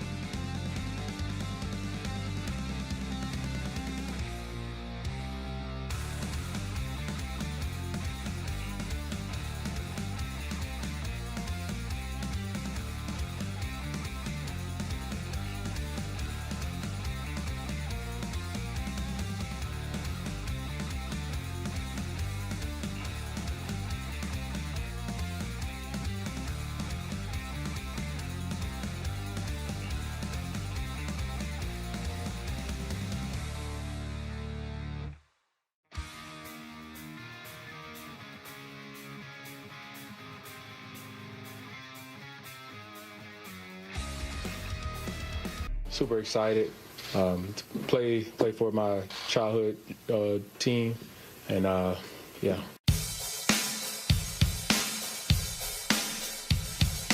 I want to hear it loud, right between the eyes. Mike Reese, have you ever seen Kiss? I have never seen Kiss. What? Oh, wow. All the concerts you've been to, you've never seen Kiss? Wow. Never seen them. Nope. I'll tell you, when they got back together and had their makeup on with Ace Frehley and Peter Criss, it was great. Oh, it was great. It was so great. It was just the most perfect concert. Ace was wasted. He was forgetting stuff and sitting down. Oh, it was really funny.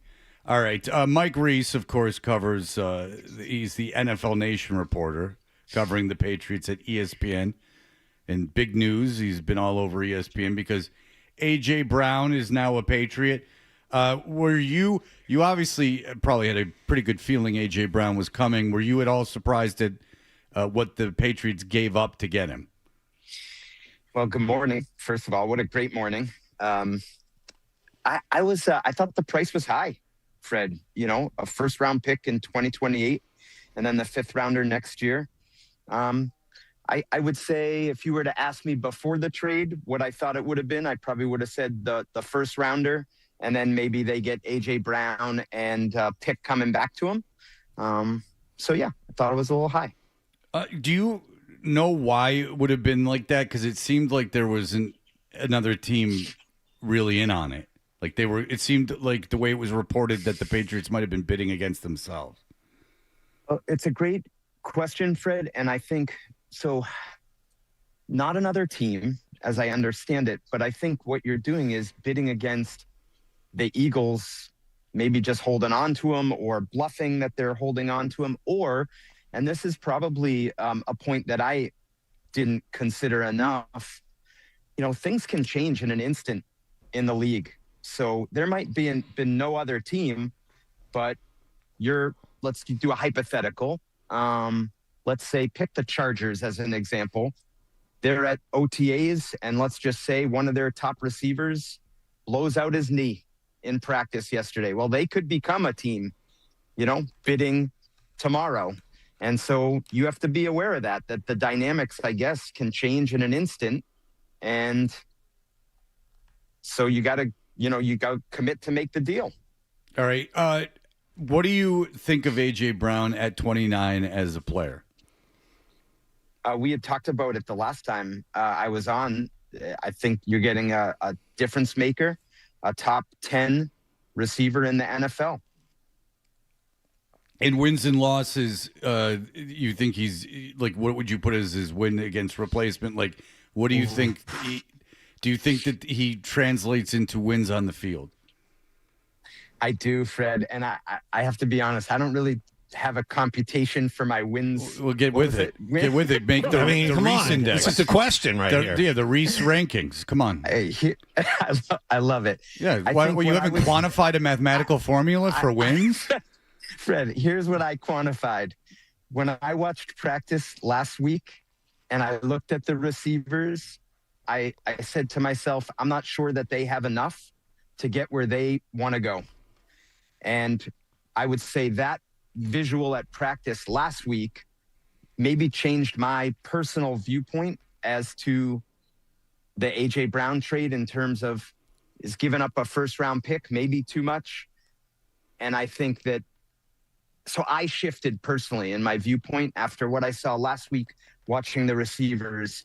And then after what I saw yesterday, just in terms of his presence, I want to tell you guys, I watched A.J. Brown walk up the back hill to the practice field. He was one of the last players to get on the field. And he walked past the defensive lineman. And I watched the defensive lineman literally stop what they were doing. And almost all of them looked over to where A.J. Brown was. And I thought to myself, there's not too many players whose presence could make his teammates stop what they were doing and note his presence like A.J. Brown. So I think that to me just were a few things that I've seen over the last week that have maybe altered my own viewpoint on the whole thing. Okay, but still an overpay just in terms of like the basic economics of it, because it sounds like you've convinced yourself otherwise. So I think, is it an overpay? Like, what does that mean, Hardy? I think they're like, is it? I don't know. You said to me, okay. You maybe have to pay a little bit more. To me, the other side of it is the underpay. What's the alternative if you don't? And I think, to me, the answer would be, let's say I'm coming on the show with you guys in week 8 of the season, and you're asking me, Drake May, in his 3rd year of his rookie deal, like, why didn't the Patriots put more around him? And that might be what we would be asking him. So I think ultimately that's the conversation. Are they still building a program, Does that make Mike? sense, Hardy? I'm sorry. I thought you disappeared. It stopped. I guess and you've talked about this and written about it and probably thought way more about it than I have, Mike. What I boil it down to is essentially what you just did. Did they need him? And you were there and you saw last week what the receiving core looked like, and knowing that even last year with Stephon Diggs here as a de facto number 1, you still needed someone. And without Diggs here, now you absolutely need someone. So what do they want? Yep. A first-round pick? All right. For next year, I understand that even that would have given me like a little weird feeling in my stomach. Yeah. But the first rounder for 2 years from now, no, not an overpay because of how much you needed him. And now, based on just what you said, his mere presence alone seems to be having a positive impact on the team. So I say no. But just on how much you needed him, what's the value? It all depends on the team. There are certain teams that don't need that player, and yes, of course, it's a huge overpay for certain teams. Not for the Patriots. No, that's a good deal for them. That's exactly the way that I feel, and I'm in the minority, I think, on this, because I actually thought that exchanging Stephon Diggs for Romeo Doubs, like, I still am questioning, like, do they think that alone was going to be like equal or better than what they had last year? Obviously they didn't, or they don't. Yeah. We'll give it was step 1 to this. Yes, is what it was. Yes, good. Yeah. Now I'll ask you the question I asked before. Is Mike Vrabel and Elliott Will still building a program, or is this signify a sea change in theory and the way they're running this thing? So I think, John, the way that I view it, by all means, still building a program. I would go back to Vrabel gets hired last year, and I believe they viewed the roster as one that needed a lot more young talent that they could develop and extend. And I think by having that first-round pick in 2028, this gives them 3 drafts with a first-round pick and a lot of picks to build that foundation. And so, it's something to give up, right? A first rounder in 2028, but that's going to be now 3 years into their program.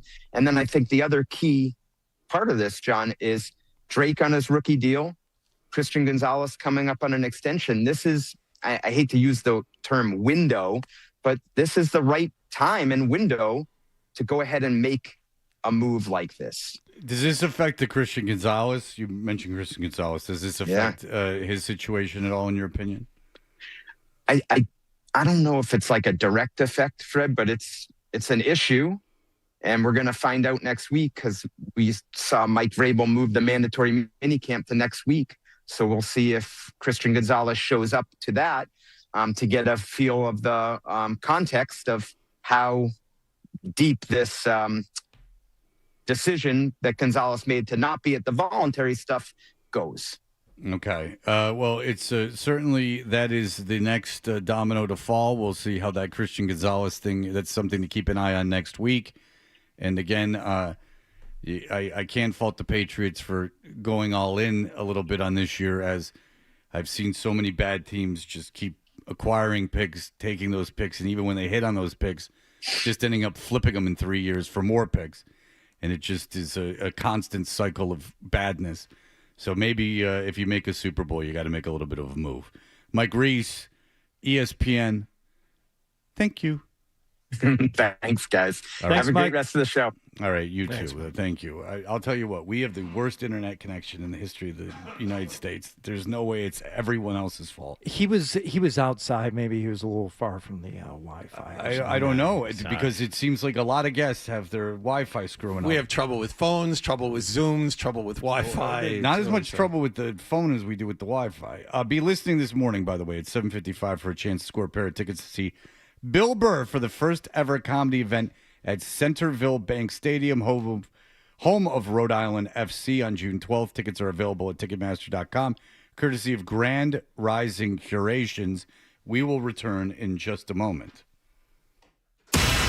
Sports Hub headlines. A.J. Brown passed his physical. He was on the field yesterday for the Patriots. One day after the team traded for him, he participated fully in a 90-minute practice at OTAs. Christian Gonzalez not there again. Mike Vrabel said to the media after the workout he assumes Gonzalez will be there for mandatory minicamp, which has been moved up to next week. Also, the team will hold joint practices with Indianapolis and Foxborough on August 11th. And A.J. Brown's former team, the Philadelphia Eagles, will be in for joint practices on August 19th and 20th in Foxborough. Red Sox had their two-game winning streak snapped by Baltimore at Fenway Park last night, 4-2. Red Sox are 9-20 at home this season. Peyton Tolley will start against the Orioles tonight. Carolina lost to Las Vegas last night, 5-4 in Game 1 of the Stanley Cup Finals, and the Knicks go to San Antonio for Game 1 of the NBA Finals tonight. Knicks backup center Mitchell Robinson questionable after surgery to repair a broken right pinky finger. Sports Hub headlines are brought to you by Vinzo's Primo Vino. It's the best thing in a box since takeout, available now in Boston and Cambridge. I'm John Wallach on Boston's Home for Sports, 98.5 The Sports Hub. Your next update at 8 o'clock.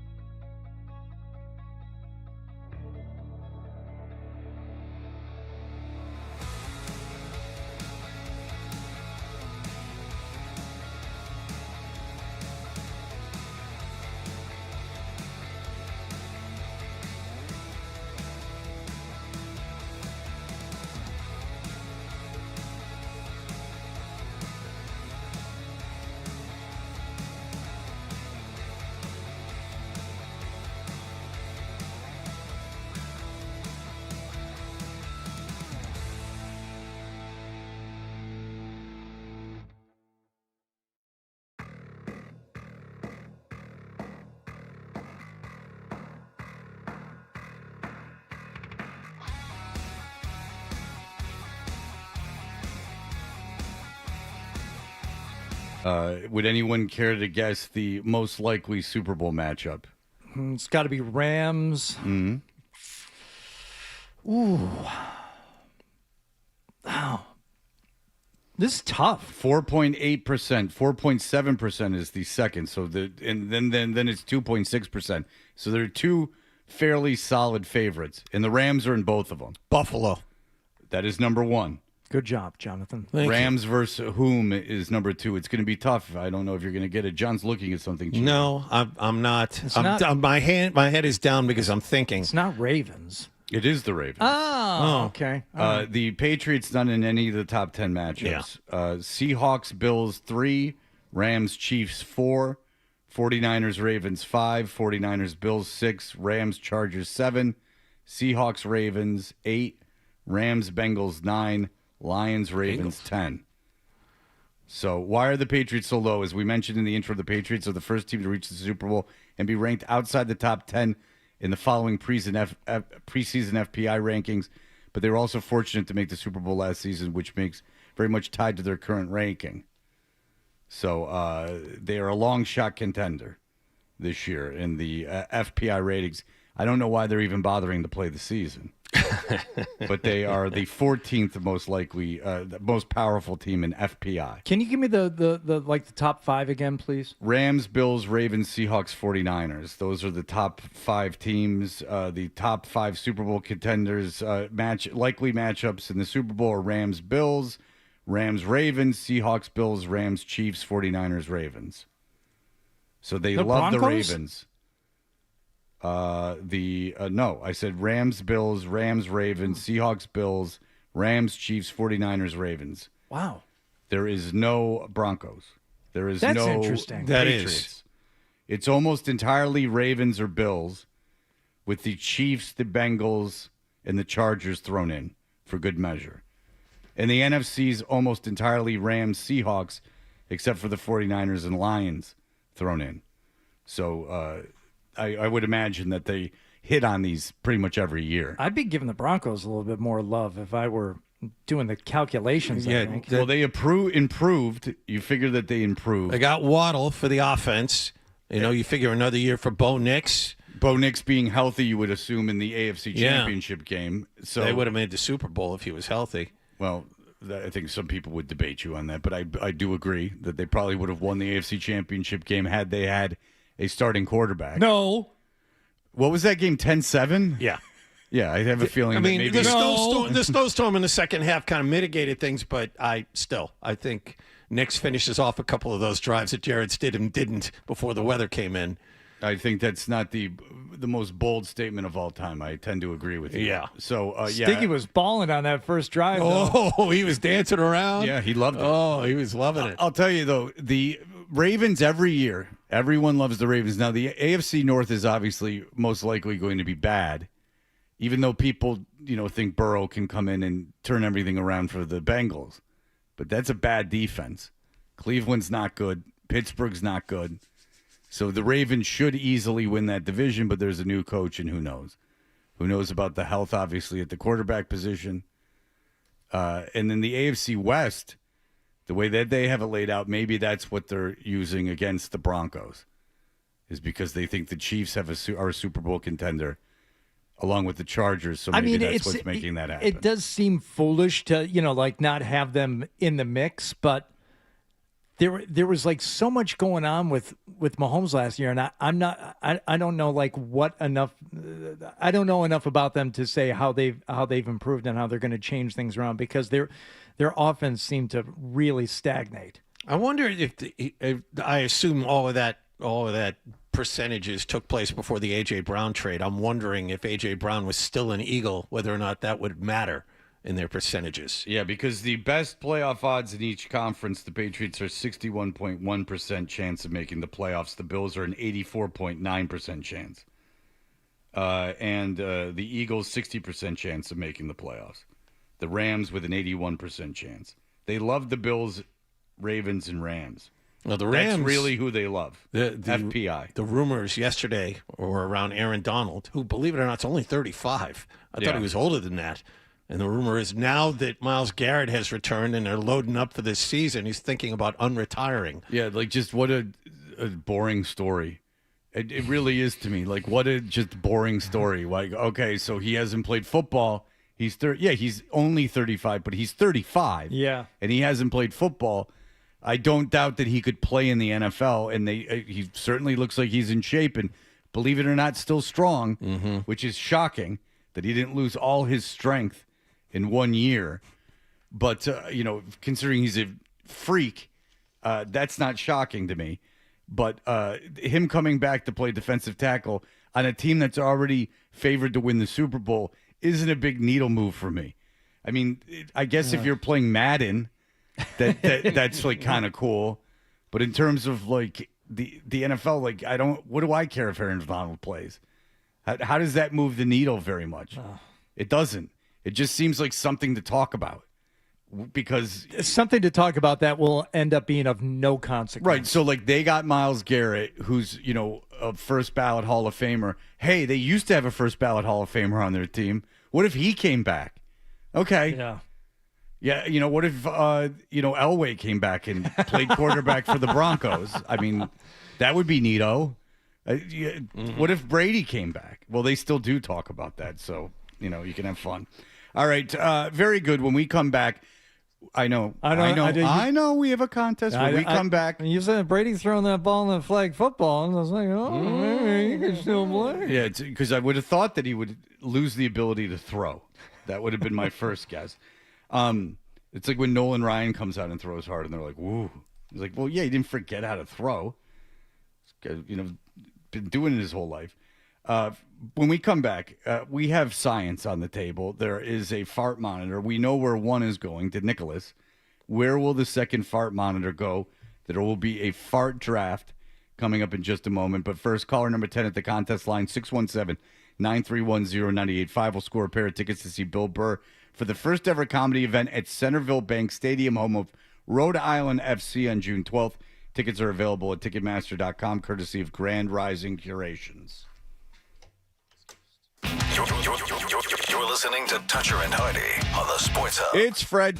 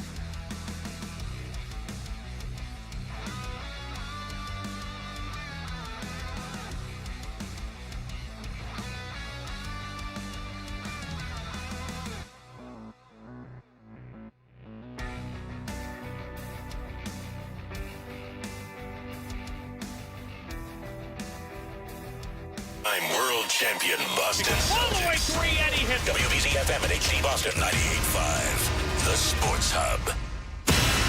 Sports Hub headlines. Patriots went through another practice at voluntary OTAs yesterday in Foxborough. Newly acquired wide receiver A.J. Brown present and accounted for after passing his physical earlier in the day. Brown reportedly has had problems with his right knee over the last few years, but he told the media yesterday it is not a big deal. Maybe in 4 years I've missed one game from shot to the knee. So that's nothing to worry about. I'm good. I'm ready to go. Brown participated in all the drills yesterday. Christian Gonzalez, Carlton Davis, Harold Landry, Marcus Jones, and Kayshon Boutte, however, were among the missing. Mike Vrabel told the media he imagines Gonzalez will be at mandatory minicamp. Vrabel added the minicamp has been moved up to next week. Patriots will hold one joint practice with Indianapolis and Foxborough August 11th and a pair of practices with Philadelphia August 19th and 20th in Foxborough as well. Atlanta has signed their top wideout Drake London to a 4-year, $140 million contract extension. Baltimore Orioles starter Shane Baz allowed 1 run and 4 hits in 7 innings. They beat the Red Sox 4-2 at Fenway Park. Sox are 9-20 at home this season. It's their worst home start to a year since 1932. They host Baltimore again tonight. Las Vegas beat Carolina in Game 1 of the Stanley Cup Finals 5-4, and the Knicks visit San Antonio for Game 1 of the NBA Finals tonight. Sports Hub headlines are brought to you by Catches Law. At Catches, they specialize in helping those who have been injured not only from a one-time incident, but from a lifetime of hard work and labor. Does this sound like you? Visit CatchesLaw.com. I'm John Wallach on Boston's Home for Sports 98.5, the Sports Hub. Your next update at 8:30. Attack for a deep 3. Violent two-hand slam. 98.5, the Sports Hub. And we're back. Toucher and Hardy on the Sports Hub. Going on to the University of Maryland, where researchers have developed a wearable device to objectively track human flatulence patterns as part of a national project called Human Flatus Atlas. The sensor, roughly the size of a nickel, which has been the problem in the technology, is that the fart sensor has always weighted down. It's been too big, impractical. Finally, the University of Maryland has come up with a fart sensor that is reliable and reasonable. It's attached to a special smart underwear to count farts throughout the day. Now, we had Dr. Brantley Hall. Did you hear that noise that just came out of me? So that was from your throat, but I thought it was fitting. It was almost from my chest. Yeah. I don't even know if that came out. That did not come out through my mouth. That was just my chest making that noise. Just like an esophageal bubble. That was an esophageal, because what I have to do is, and this might sound familiar to other radio shows, I have to throw food down my mouth. And when I go down, I only have, when I get back, like 45 seconds to throw food to my mouth. And this happens every day that I eat. So Dr. Brantley Hall we had on, and he was a delight. He's the UMD Department of Cell Biology and Molecular Genetics, and he's dead serious about this thing. But he is also gets it. He has some fun. But we just, like, pie in the sky said we would, like, if you ever need anyone to participate. And he goes, oh, okay. I'll send you guys a couple. He goes, I'll send you all fart monitors, which I didn't like so much. But then it turns out he's sending 2. And they're in the air right now. They're on their way here. So we know Nicholas Gemelli is going to wear one of those fart monitors. Yes, which is actually better, I think, to only have the 2 of them. Yes, I know. I agree. I thought it was too much with all the fart monitors. Right. Then we're just tracking data all over the place. Yeah. So Nick is going to wear one, and it's interesting because Nick is the one covered in his own feces when he was discovered by his now wife. She went into his house. She thought he was cheating on her and had ghosted her, and she heard moaning in the bedroom, and she thought he was having sex. And she opened the door, but he wasn't having sex. He was passed out nude in his own feces. Yes. Rolled in it. So moaning in ecstasy. So how does being I'm sure that's right. How does being broken affect flatulence? Will the pacemaker interfere with the Bluetooth capabilities The of ticker. the fart It's monitor? a good point. The ticker might electrical interference. Yes. All right. Well, listen, it is going to be something that we're monitoring, and we got to figure out who will be the third person. Hardy, what do you have in mind? Well, a couple of things here. Number one, as this will be something that we will revisit from time to time, we will need theme music to go along with it, and we have a few options. We have, of course, the old standby, and we could just repurpose this gem.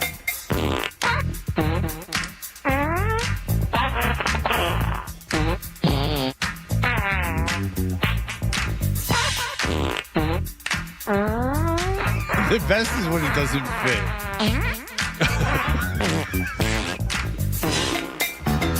Punctuated that last one. Yeah. I question if those are really farts, but that is happening. There has been some debate.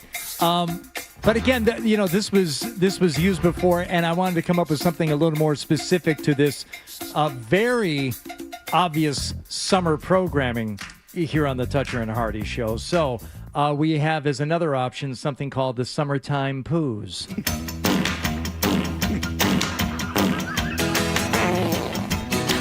Mood for this bit? Man, it's a summer chillax and farting kind of summer. Right. But maybe we're measuring farts over here. Exactly. You don't do this at Christmas time.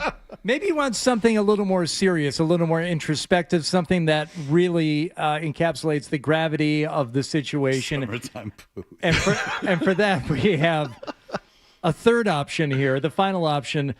This is Noise of Summer.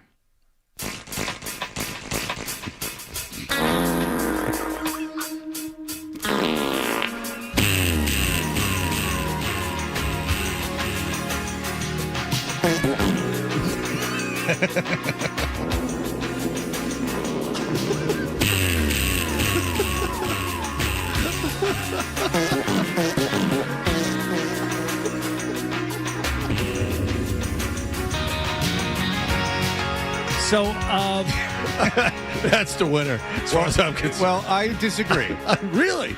Well, I like now, this one. It's very experimental and funny, but I don't know if it counts. If it captures the joie de vivre of the segment, much like Summertime Blues, Summertime Poos. Summertime Poos. Like that. Well, John, you don't have to agree with me. No, all right, you disagree. All right. Yeah. I mean, I like Summertime Poos. It's just got that vibe to it. Like, hey, it's summer. What are we going to do? We're going to count farts. But there ain't no cure for the summertime. Yeah. There is a cure for the Summertime Blues. It's measuring farts. That's an upset. Hardy, what do you think of the three?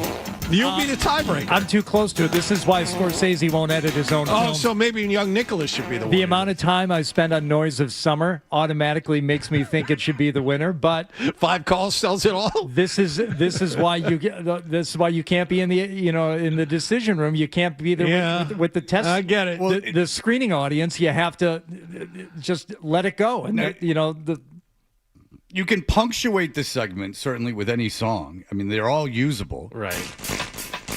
I'm just talking about. This is great. The intro, every time we talk about. This is so ethereal and atmospheric, I think that's apropos considering we're measuring farts, the atmosphere. But it's not. It's something that you would play after we do the results of the farts. Oh, I see. Okay. Because it's like science. We've just had discoveries, and here we are. Now we're yeah. I'm just talking about when you're getting into it. Okay. I just That's don't fun. You should pass this one by. We have to use it somehow. All right, well, it'll be incorporated. There's absolutely no reason that we wouldn't use it. And Crapper's Delight is going to be making appearances here and there. Sure, anything with farts in it. Yeah, all right. But do not be mistaken. This is, in all seriousness, is a real thing. This is not a joke. This is a real PhD at the University of Maryland, and something he really did invent. Yeah. And a study that he believes is going to help humanity. He gets it. It's farts, and everyone loves it. In fact, throughout history, people have loved farts. I was sent an email that took me 5 minutes to open up. Ben Franklin once wrote an essay on farting. He said, it's universally well known that in digesting our common food, there is created or produced in the bowels of human creatures a great quantity of wind. Because letting this wind escape is usually offensive to the company. He said he wanted to invent something to make farts smell like perfume. Oh. So this is even our forefathers whose Constitution is still hotly debated today. The great Ben Franklin, who also had ruminations on everything from daylight saving time to the post office, also spent a fair amount of time thinking about farts. Yes.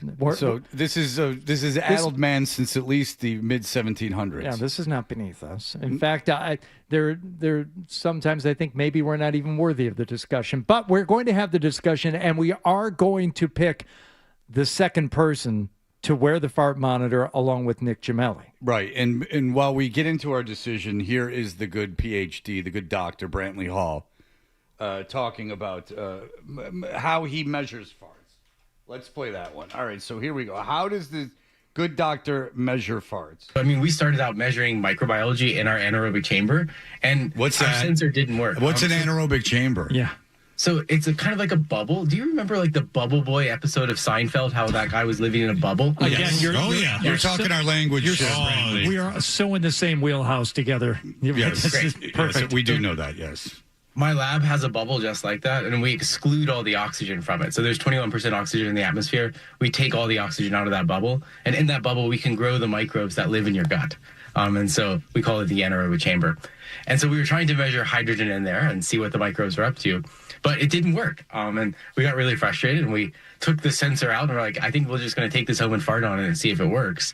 And it works. Yeah, and that's where, invention came through. He just farted on the monitor himself. He said, I'll take this into my own hands. I was farting the effing thing. Like Jeff Goldblum in The Fly. I'll get in that transporter. Or like anything, like Star Wars. I mean, you just fart on it, like anything. Like, I don't know, A Few Good Men. You can't handle the poop. Yeah. And what have you. All right. So here's the deal. We're doing one of our famous drafts. Nicholas, you have to participate. Each of us have written down 3 names. Lowest score wins. I will explain. If you get a third place vote, that will be worth 3 points. Second place vote will be worth 2 points. A first place vote is worth 1 point. When we have, we will tally up at the end. I guess the first place vote would be 3 points. Okay, so we'll do it that. Highest point total wins makes more sense. I'm thinking about it on the fly. So 3 would be 1, 2 would be 2, and 1 would be 3. So highest score would win because it doesn't make sense if you don't vote for someone, they shouldn't get any points, and that should count against you. All right, so we've each written down 3 names, and whoever has the highest point total will win and be the second person if they agree. None of these people have been asked, to my knowledge, but Nick is wearing one fart monitor. We have one more. Who should wear it? All right, there's 4 of us voting, Nick, John, Hardy, and I. Let's go through our third candidate. Now, Nick, who do you have in third place in your poll? In my poll, I think I'm between 2 people, but I think I'm going to go with Joe Murray.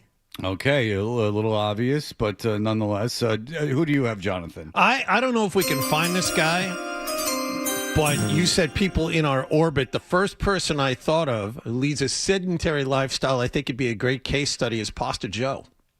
Oh, Johnny Wall game with Pasta Joe. Wow. Oh no! Now I gotta change things up. Wouldn't he be great? He'd be fantastic for this. I forgot he existed. Yeah. I'm sure we could find him. Okay. All right. Go ahead. Who do you got in third place? My third place, just to have a chance to get back at Nick for saying terrible things about him, our next door neighbor over there, LBF, I think. Interesting. I like that. I don't want this anywhere near a woman. All right, so for my third I got to place, cross out Kendra from my list. I didn't want to waste a vote, so I didn't put Dan Lifshatz. I just think it would be funny to ask him to do it. Like, hey, will you wear this fart monitor? Yeah. All right, I am going to split my vote because half a point each. Because I like Pasta Joe, so that's one. And then this is kind of just a fallback if nothing else works.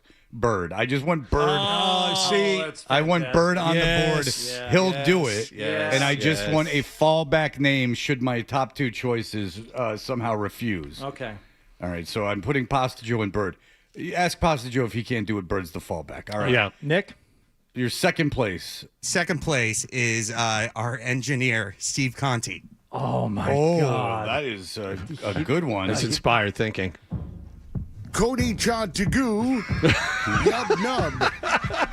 Cody Cha If nothing else, to introduce him to the audience. Who do you got? I had Bird. I'll substituting Bird at number 2. I like that idea a lot. So Bird is my number 2. All right, people thinking on the fly. Go Yeah. ahead, Hardy. He took my number 2. I also had Steve the engineer. Oh, nice. Oh! Look at that. Well done. Yub Nub. I at number 2 of Nick's dad. Oh, my God. A real father-son. First of all, it ends the estrangement. I think we have our winner. Well, that it's is, not, that I is didn't well have him as number 1. I No, had him as no, number that's 2. good, though. That's really Wow, good. but I mean, the dual study in genetics and how things could be there are a lot of tie-ins. similar yet different. Yes. I mean, that would benefit science, but I don't know if his dad can do it. Right. That's the thing, is that I don't know if he can put on the fart monitor, so I'm not willing to put him into the first place. And again, he only got the one vote from me. Nicholas, who do you have as number 1? Your father? No, it's actually Bird. Bird is my number 1. Okay. You're not thinking out of the box enough. Go ahead, Jonathan. See, I went with the obvious for number 1 because he gets what we're trying to do here. It would make for multiple segments on his show, and he would do it as Joe Murray. Joe Murray was my number 1. I went back and forth on my number 1. I really wanted to put Rick in as our number 1. See, that'd be great if only for Fred to riff on it for about 3 months. Yeah. But I tried to think of somebody who would do it, who would be really uncomfortable doing it, but still might because he has such a problem saying no. And my number 1 selection to ask would have been Dan Roach. Oh. I actually had him written down.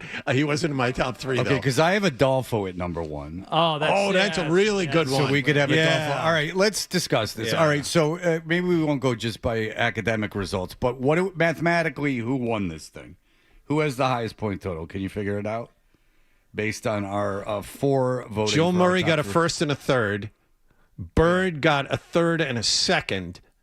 Yeah, but I like some of these other ideas better than I like those guys. So Pasta Joe had 2/3. all right, so let's just throw that out the window. Yeah. All right, we got to, you know what? Let's think about it. Okay. We got some names out there. Let's not commit to anything right now.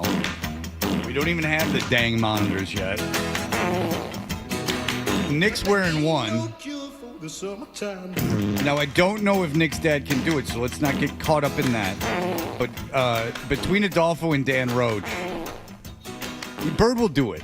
So Yeah. just I throw his know, name I out. know, and But that's- Adolfo will do it too, though. I like but the the thing Adolfo is idea like a lot. Adolfo going to wear it. Yeah, is he gonna He'd mess forget. it up? Oh, yeah, he'd forget half the time. Well, at I don't least. know how often he changes his pants. Yeah. So, I mean, he would wear, and we are giving him a pair of underwear. So you have to remember that. That's clean underwear. But I do like the idea of Dan Roach, who would not say no. I don't think Dan would say no. By the way, none of us got back to him about that Worcester. It was such a preposterous notion. I feel bad about that. I did. I Dan forgot to do emailed that. the 3 of us in a group text. Darn it. Or texted us in a group text, and he's like, "Hey guys, I have the day off tomorrow. I'm going to go to the Woo Sox game at 11 a.m. in Worcester." And it was such a preposterous thing to ask one of us to go with him, to leave the show immediately, drive an hour to Worcester, like right after the show. I mean, like, fine, we're all pussies, but I mean, that's a big ask. That's like, you're tired driving back and forth from Worcester. And I love the Woo Sox. I think it's a great park. They let me throw out a first pitch with my son. I'm very fond of them. A lot of listeners work for the Woo Sox. Absolutely. actually. We have our friend Benjamin. Yep. But to go out there after the show That's for just middle of that, yeah. You know, and I love going to the ball game with Danny. Yeah. And I would go to a Woo Sox game with him, but the idea on a Wednesday at 11 a.m. going to a Woo Sox game with him is preposterous. So much so that none of us even bothered to text him back. I knew you wouldn't either. I knew even Hardy wouldn't, because it was such a preposterous request. I know, Hardy's got a lot of friends. I'm sure that text got jammed down pretty quick in the priority order. And so See, the more you think about how you're going to reply to it, the less likely that you're ever going to reply. Well, it was just like nonsense. Like he might as well have just gone like, "Hey, do you guys want to like swim to Block Island, like in 8 a.m. tomorrow?" Like just no, like that's not going to happen. Like it's just preposterous. It's bad enough. I mean, believe me, the summer's begun. I got to be at Brown next Tuesday. Brown, the University Brown. Nice. Yeah, nice. Like what time? 6:30. Like nice drive to Providence at 5 o'clock at night. Boy, no problems there. Yeah. Boy, oh boy. Yeah. All right. Anyway, we'll be back in just a moment. Mike Vrabel and AJ Brown talked yesterday. We'll have that for you in just a moment. Toucher and Hardy will be right back on the Sports Hub. It's only the biggest sports tournament in the world. I mean, certainly the biggest soccer tournament. And you can trade the entire tournament on Kalshi.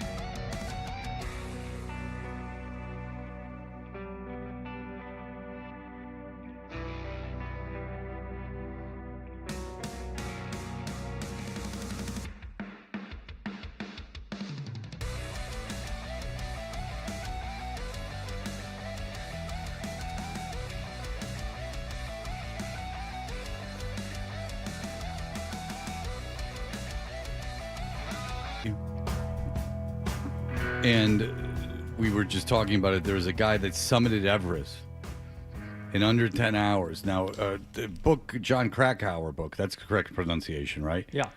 Into Thin Air. Into Thin Air is this like epic nonfiction work about the struggle to climb Everest and like, you know, the pains and setting up various camps and, you know, taking all this time to like just your death at every turn. And then some guy just goes like, "No, I'll just do it in half a day."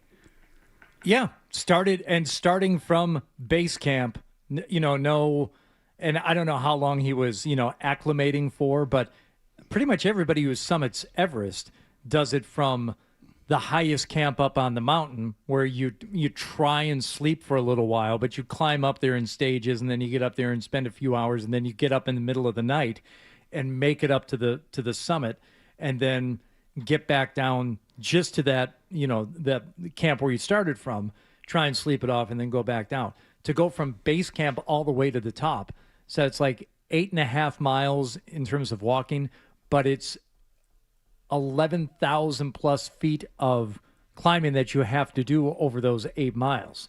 It's not possible, but he did it. It's possible. You can do it. So if you died on Everest, you got to feel like a real loser. Well, if you die on Everest, you can go visit the body whenever you want because they just leave them there.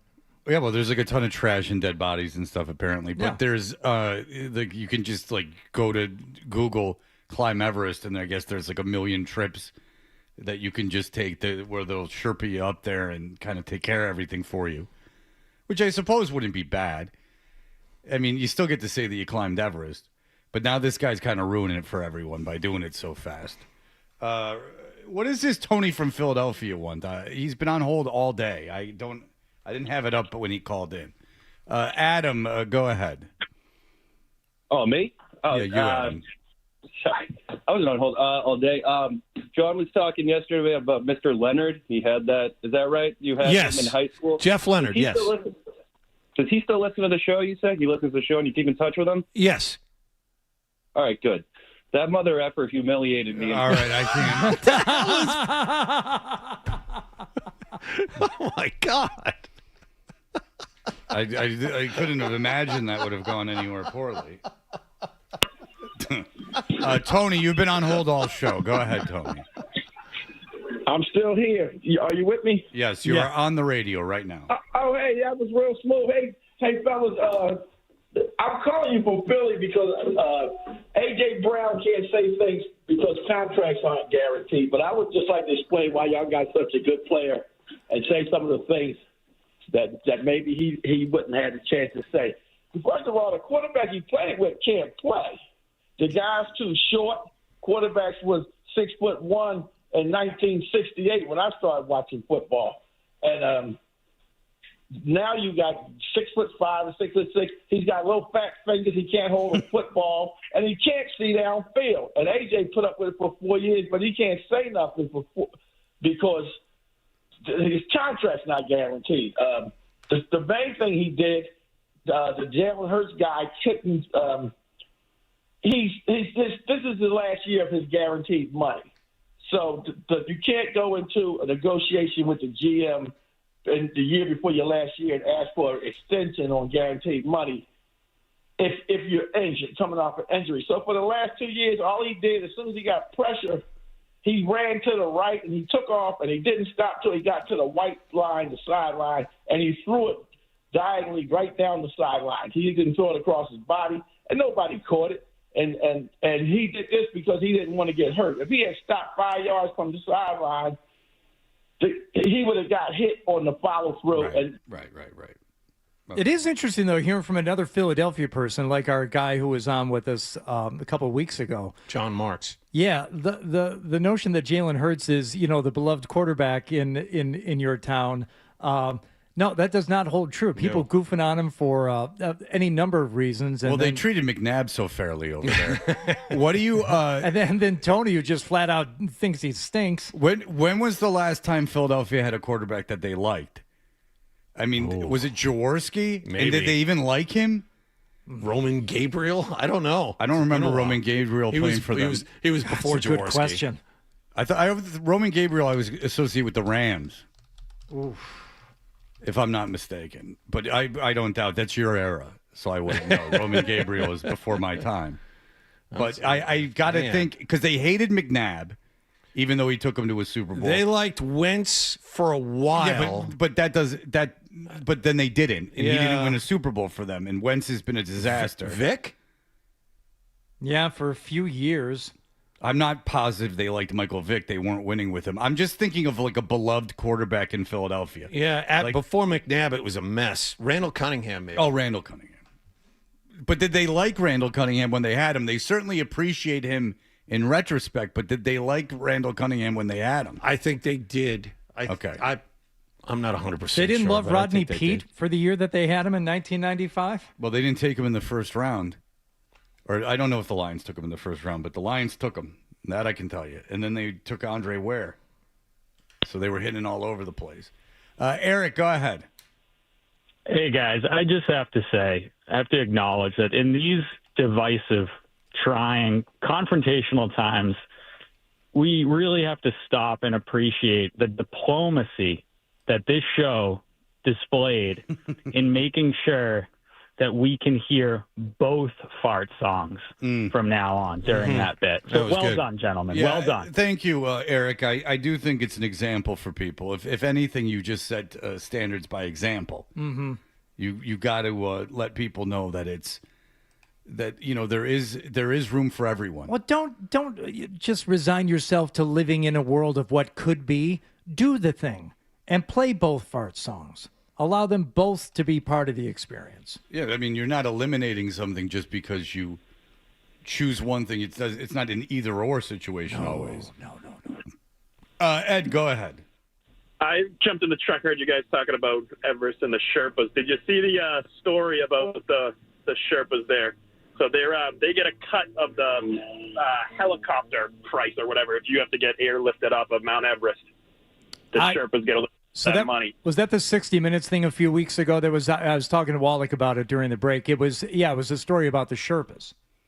And they were poisoning all these Europeans and Americans, so they would go up halfway up the mountain and be sick as hell, and they'd have to get airlifted down. And Interesting. No, that was not part of the story. No, but I like that. That's interesting. So the idea is that you're a travel company, you're booking trips to Everest, and the Sherpas that are working for you are actively trying to make people sick, so they'll have to be helicoptered off the mountain because they get a cut of the helicopter fee. I did not see that. Yeah. There's easier ways to make a living, I can tell you that, than flying a helicopter up onto Everest. I mean, there's easier ways to scam people out of money. You just rob purses. I don't know if I'm taking a helicopter in, treacherous ass Mount Everest and landing in and picking someone up. That's not how I want to make my money. Thanks to that John Krakauer book, I have one of those Jeopardy nights where my wife looked at me from across the table and just shook her head like, you freaking nerd. Why would you know that? But the question had to do with, who accompanied Sir Edmund Hillary on his, the inaugural ascent of Mount Everest. I'm like, oh, Tenzing Norgay. And the only reason is because I read that book and then I listened to the audiobook of it afterward because I was so fascinated by the story. And it's just Tenzing Norgay. Yeah, he was the Sherpa. He was the Sherpa along with Edmund Hillary. Who doesn't know that? She's like, you freaking tool. I'm like, what? I know. Well, I listened to the Status Quo man's book, and I can't even tell you what his name is. And I listened to the whole thing, and he wrote it. And I don't even remember what his name is. Oh. So the idea that you have to get some credit for retaining that information. I have an inability to retain any of that kind of stuff. Speaking of audio experiences, my sister called me specifically a few days ago. And I said, yeah. She said, so Joe Rogan. I'm like, oh, yeah, I'm familiar. I'm aware. What about him? She listened to a clip of a Joe Rogan podcast where the guy who was on was talking about, he said, Jesus had no mother. And Joe Rogan's like, yeah. Oh, I saw this. Yeah. And he said, you know who else doesn't have a mother? AI. And Joe Rogan went, whoa. And my sister said, is he like this all the time? I said, yeah, you can pretty much tell him anything that might even be the kernel of an idea, and he will have his mind blown by it and probably agree with it. Yeah. Yeah. You Yeah, can't. AI is the second coming because it doesn't have a mother. Just like got it. Yeah. Biological mother. Whoa. And that's not where all the comparisons end. You know what else doesn't have a mother? A toaster. Whoa! Yeah, I have seen that clip. Shut up. Stop it. Get the hell out of here. See, you have a closed mind. You're not a seeker. Smoke some DMT and get in a sensory deprivation chamber. Brendan, go ahead. Hey, good morning, guys. I actually called about something else, but no, go ahead. I wonder about with like climbing Everest in 10 hours, like how much like technology research and stuff has gone into that improved it just by that alone over the course of that many years. He had oxygen, but I think it's more of the level of fitness. He's an ultra marathoner, so I think you have to credit a lot of it. Now, science goes into that level of fitness, but I don't know if anything technological aside from route would get him up there so fast. But go ahead. Yeah. Sorry, the real reason I called was farts.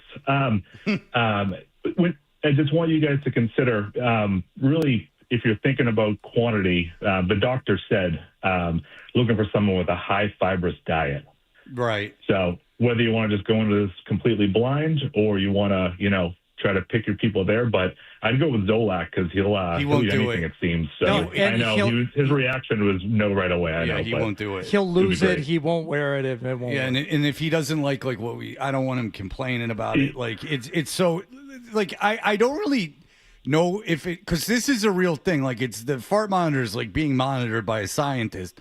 I don't know. So like you got to think of it a couple ways. You got to have a guy on that you want to talk to multiple times. And then you got to, like, I'm not positive if they fart a lot that's going to make it, like, necessarily funnier. Like, I mean, there's, like, stuff in it, like the amount of different gases and things like that, the length of them. These are the things that you have to really keep your eye on. Just the repeated flatulence is not as interesting to me as some of the minutia in it. Now, Nick's certainly an interesting character because of his abnormalities. Boy, oh boy, I'm struggling today. Authenticity. There, you got I did it this time. You ever see like a word in your head? And that's a big mistake if you see it before you say it. Yeah, you can't be doing that. But yeah, he's got the abnormalities that make him an interesting case study. I'm thinking of, when I was making my list, I was thinking of people, it would be funny to ask, like lift shads, or that you'd want to have on, repeatedly. And Adolfo's certainly someone you'd want to have on, but so is Danny Roach, who strangely has not gotten back to Wallach's text after we've put him as a candidate for the fart meeting. The noise of summer. Love this. Science. Fiber.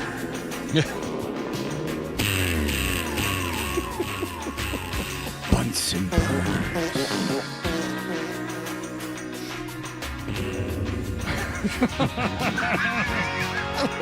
That one little extra one at the end. That was great. All right. We will be back very soon. We can play. A.J. Brown and Vrabel didn't have a ton to say yesterday of interest, but I'm sure we have a couple clips, and we can get to that in just a moment. Sports Hub headlines. Patriots' brand new wide receiver A.J. Brown fully participated on the practice field yesterday as voluntary OTAs continued. Christian Gonzalez not out there. Mike Vrabel said he imagines that Gonzalez will be there for mandatory minicamp, which has been moved up to next Tuesday, Wednesday, and Thursday. Baltimore Orioles beat the Red Sox at Fenway Park last night 4-2. Pete Alonso, a two-run homer for the winners. Red Sox 2-game winning streak is now over. They are 9-20 at home this season. They host Baltimore again tonight. And Carolina lost to Las Vegas last night 5-4 in Game 1 of the Stanley Cup Finals. Sports Hub headlines are brought to you by the New England Free Jacks. Join the Free Jacks this Sunday for on-island time at Veterans Memorial Stadium in Quincy as the Free Jacks take on the Chicago Hounds. It's rugby with a full summer festival atmosphere featuring live music, summer sips, fan zone experiences, and more. Get your tickets now at freejacks.com. I'm John Wallach on Boston's Home for Sports, 98.5 The Sports Hub. Your next update at 9 o'clock.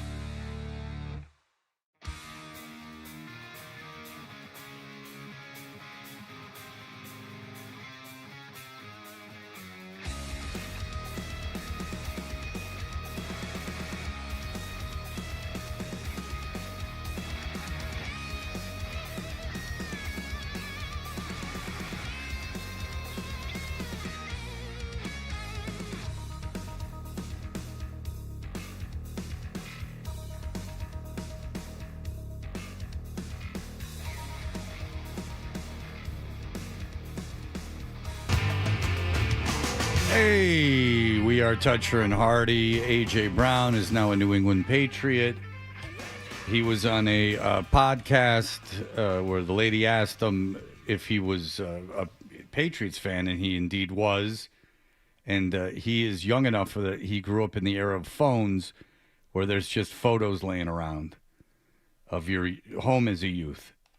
I don't know how many pictures you guys have of yourselves as children, but I might have 2. 4.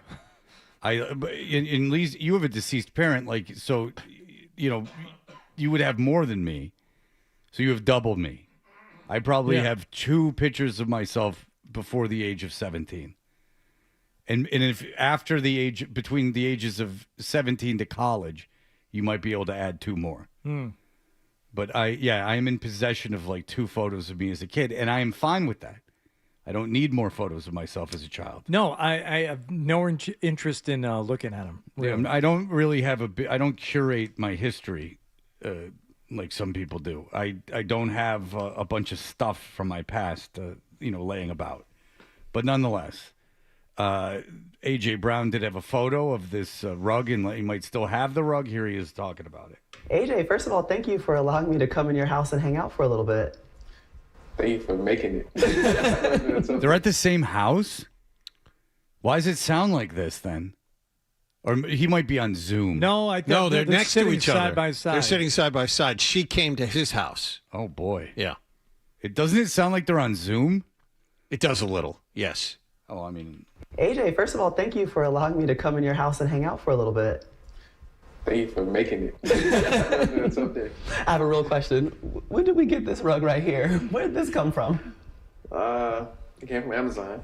But definitely a few years now. It's been here for a while. All right, so this can't be a podcast because she's like, where did we get this rug right here? And that requires eyes. So there goes the podcast. Well, notion. I think they're counting on people watching the video and not so much consuming it as a podcast. You're watching this as a show. Okay, so it's not a podcast then. It's a show, a video show. Maybe the audio gets podcasted after. Because I want to give the lady a break. Yeah, it's fine. Because it's aggravating. No, she seems really nice. No, they got a rapport. It's Maria Taylor. I found it on YouTube. Is where I've seen it too. I mean, yeah. Again, it speaks of his character that he was in Mississippi and picked the best team in football to be a fan of. Eye roll. Cleveland, Detroit, and the Jets were sitting out there to build his character. Yes. But he picked the front-running Patriots. While you were an Eagle, you had this rug in your house?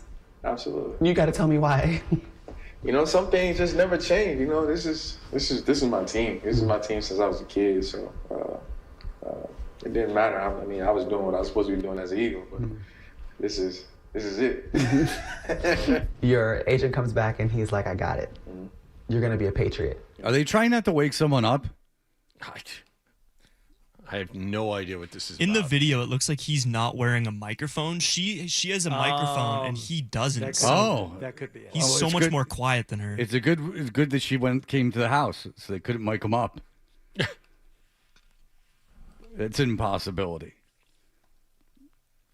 You go down to your basement and you're like, "Great, I have a man cave. I have a mat that I've had for the last 3 years. Yeah. It's gonna be great." No, I'm just curious. Like, what was your reaction to hearing that? Man, dream come true. Dream come true. I'm truly a kid in the candy store. Last night was like Christmas. I still had another 24 hours or so to go, but I'm excited, man. The kid in me is ecstatic right now. All right, well, that's nice. You like to get a elite player, very excited to come in here. And here is A.J. Brown talking about his relationship with Vrabel. And the timing couldn't be better because you get to be reunited with Mike Vrabel. Yeah. Okay, so walk me through the course of y'all's relationship, because a coach and a star player, those are some highs and lows all in themselves. Okay. Yeah. So when I first got to Tennessee, he was extremely tough on me, and I didn't really understand what he was trying to do. And obviously he was trying to push me to propel into the player that I am today. It was just so tough, man, and I remember the conversation. I'm talking to him and I'm telling him like, "Hey man, you don't have to humble me. Like I came from Mississippi. Like I came from humble beginnings, and I just never understood it. But he just stayed on me all the time. And I remember writing, I do not play for Rave. I do not play for Rave. Really? Yeah, and because he was just so tough, I'm like, bro, I can't catch a break. You know, I messed up. What in was he practice. saying? What was it? I messed up in practice. He was like, get out. Yeah, like I'm like, bro, just one time, like no. But he was just pushing me just to focus on the little things, the details. And, The typing isn't anyone on the podcast. That's John. Sorry, I apologize. Was it that loud? Oh, it was pretty loud. Right. Because, here I am. I'm like, he's not mic'd up. But then John on our show is banging away at a keyboard. He's still going. What are you typing? What are you typing? Don't worry. It's nothing. What are you consequence. typing? I just got a piece of news about Toronto interviewing a former Bruins head coach for their head coaching job. I wanted to add it before the update came up at 9. Well, just say it. Peter Laviolette, there, a Bruins assistant coach, former Bruin. It's now You know what? You we've better write gone it down. so far beyond this that it doesn't matter. It doesn't matter. So, but you extended this out, so here we are. Yeah, it's stupid. You extended Dumbass. this out. Write it down. Bang the keys. Peter Lafayette. Whatever. Wouldn't remember. Write it down. Construct And you, sentence. who said you were going to be all positive at 10 minutes of 7, Well- and immediately backslid about 20 minutes later and haven't come back from that since. All right. Okay. We will True be colors. All right. Jory Epstein is going to join us in just a moment to talk about this whole football thing. Stay tuned for more Toucher and Hardy on the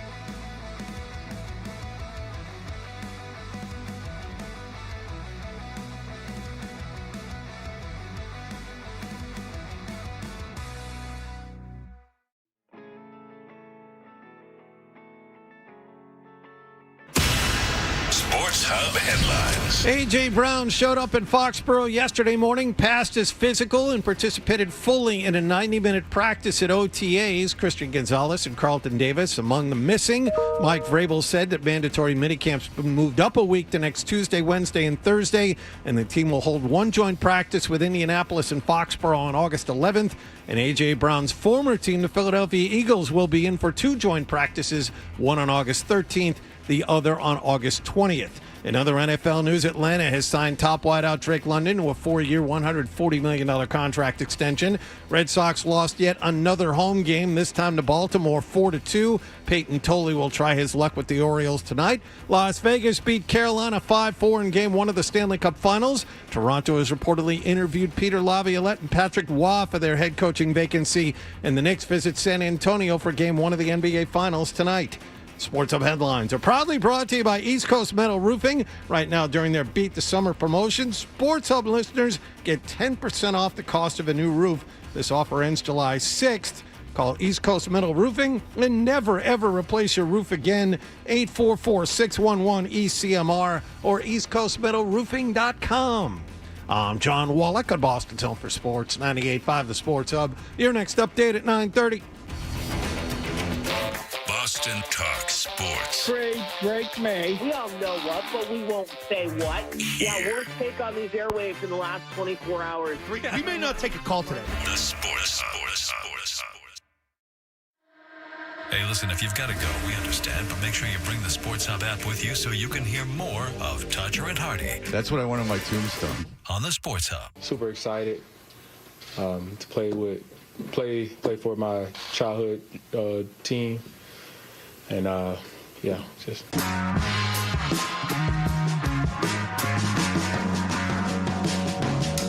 Hey, we are Toucher and Hardy. You can watch us on YouTube. Subscribe to 98.5 The Sports Hub. Jory Epstein is the senior NFL reporter for Yahoo Sports.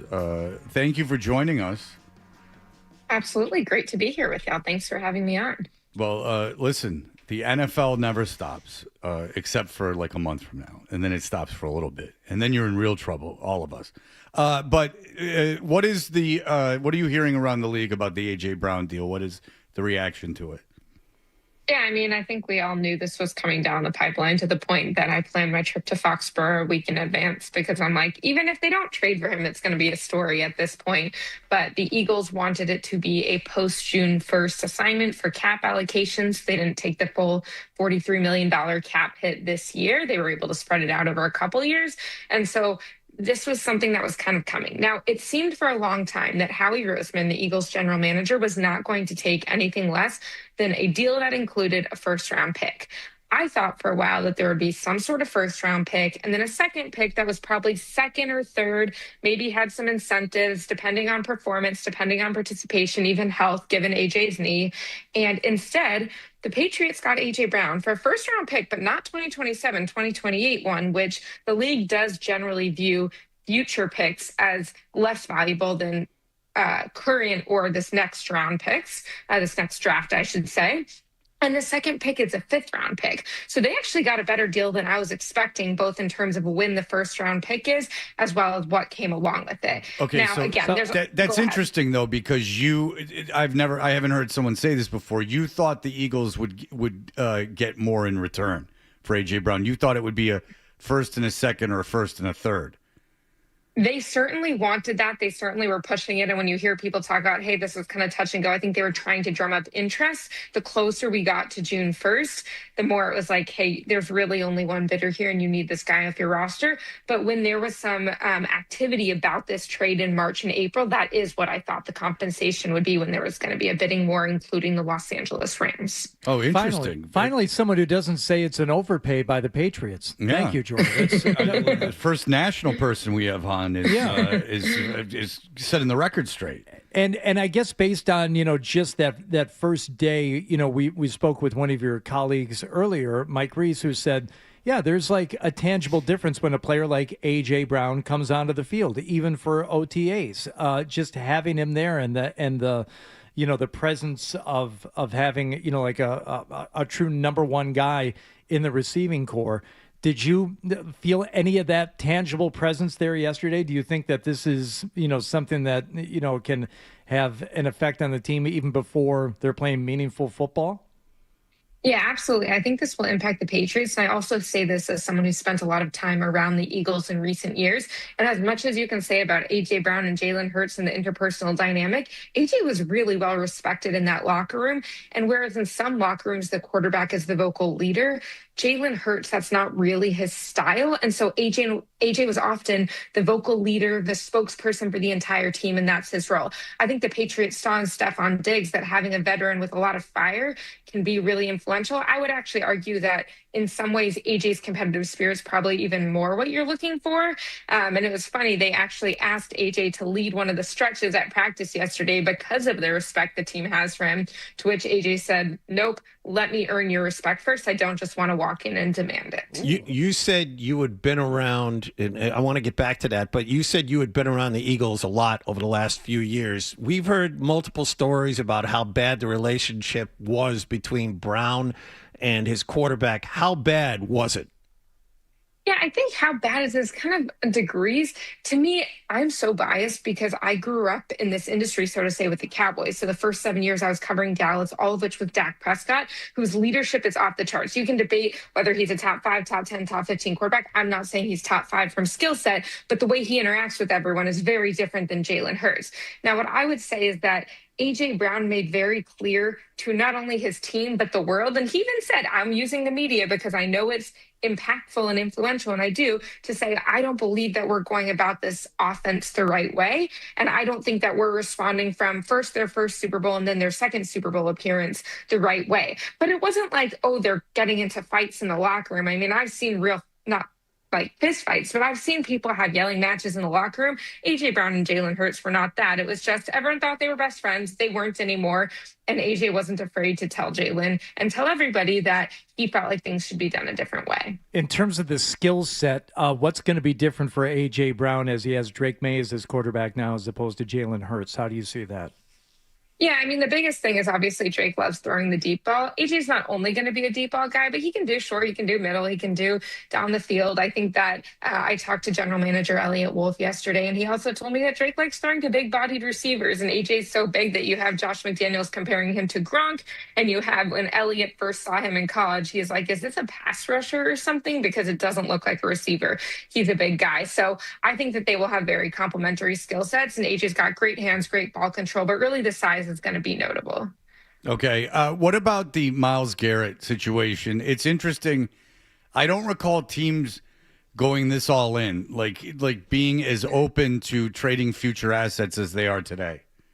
Yeah, and it's funny because the last time the Rams went really all in like this was the year that the stadium they play in, SoFi Stadium in LA, was hosting the Super Bowl, and that's the case again this year. So they're like, let's go all in on getting this home Super Bowl. Look, if you're the Rams, you have Matthew Stafford, 38 years old. You want to maximize your window to contend. I laugh as people said, oh, Ty Simpson in the first round this year. You're drafting Matthew's potential replacement. Do you care about winning? They got 2 cornerbacks from the Chiefs. Now they've got Myles Garrett. I think they're doing plenty for this season, and we can put that narrative to bed. Now, I also think if you're the Browns, there's this element of Myles Garrett's peak does not align with their rebuilding timeline. He's expensive. He's already at his peak. And so the Browns said, look, we're not just going to trade him and have to completely rebuild our defense. But if you give us a really good defensive player, and Jared Verse in both of his seasons has been a Pro Bowler, and in his first season was Defensive Rookie of the Year, he's also still cheaper, then you're getting a player, and they add to that a first-round pick in 2027. Remember, we talked about the value of that, and a second-round pick in 2028, and a third. So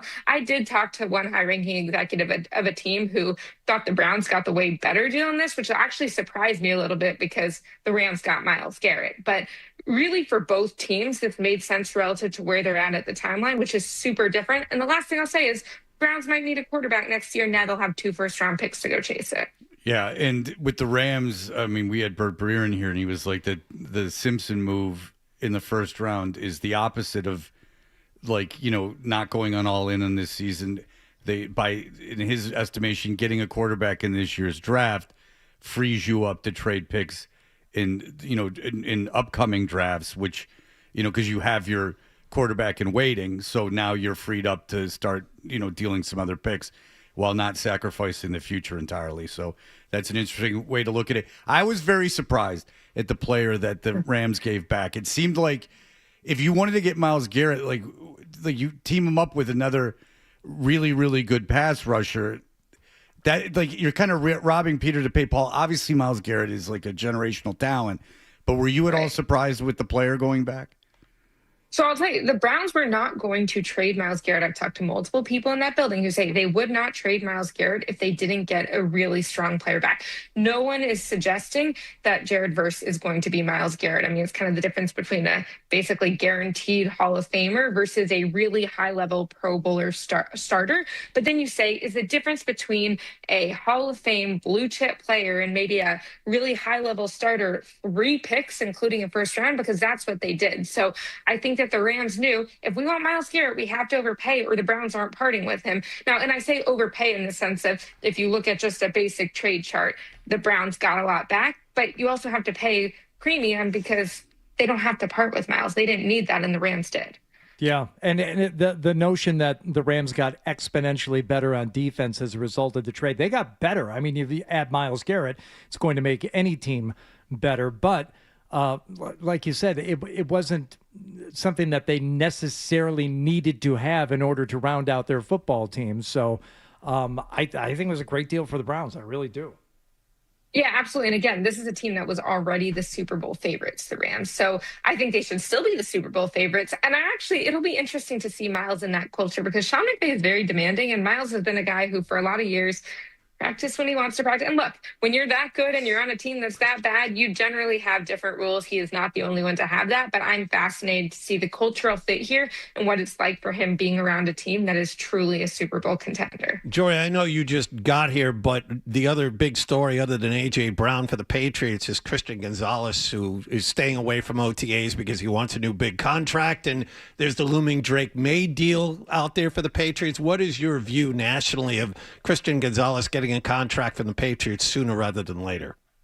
Yeah, I think he'll get one. I mean, I think to Mike Vrabel's credit yesterday, he did tell us at the podium, look, this is business. This is a contract. We understand that's part of professional sports. Mike Vrabel, as a former player, understands it.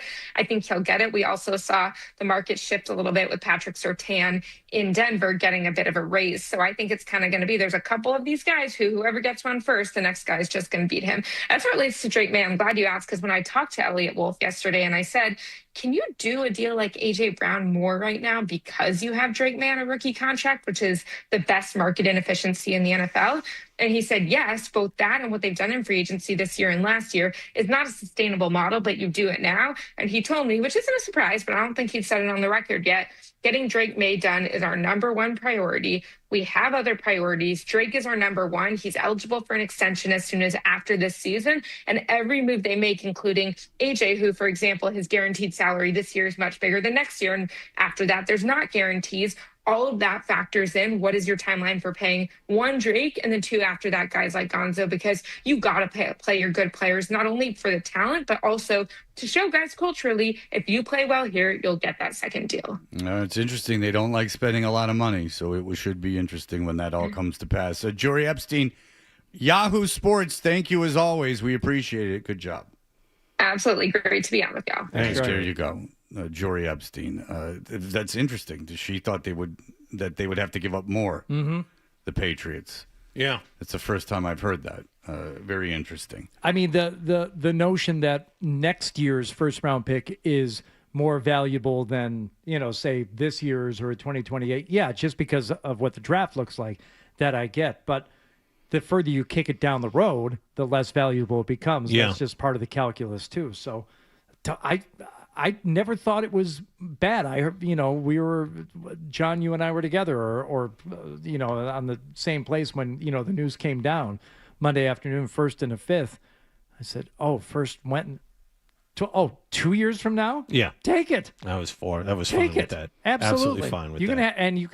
The 5th rounder next year isn't nothing. It's something, but it's a 5th rounder. Yeah. So by all means. I just there's these teams that are always in purgatory. My opinion has shifted dramatically on it. It's still proven that it doesn't work just to go nuts in free agency. That is proof. Well, there yes. is the proof is there. I'll give you credit. That was a first guess by you when the Patriots went nuts 3 years ago or 4 years ago. That's what I was whatever fishing it was. for. Yeah, It was a little bit of I credit. got to give it to you. Well, I got to give it to you. I actually wasn't. But what the thing is that my opinion on like mortgaging the future for the short term has changed a little bit, because again, there's bad franchises that just keep in this purgatory of churning and burning picks.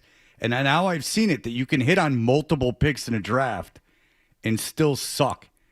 Like it's just sometimes you just got to play for now. So you got to, if you have a window where you're going to win games, sometimes you got to go all in because you don't know when it's going to happen again. And sometimes if you have the right draft department, like for instance, how many first-round picks did the Rams punt away? And they had one low first-round pick, and they got Verse with that low first-round pick, and look what they turned it into. Now, listen, they were able to, and they've had a lot of success later in the draft, and that's certainly necessary. But the thing that made them a Super Bowl winner and Super Bowl contenders every year is the Stafford trade. So until you have that quarterback situation taken care of, it's all conversation. Because you can have a good draft and 3 years later still not have a quarterback and just flip those picks again. Flip those players for picks. And then that's just, you're waiting around for a quarterback. You're waiting around for a quarterback.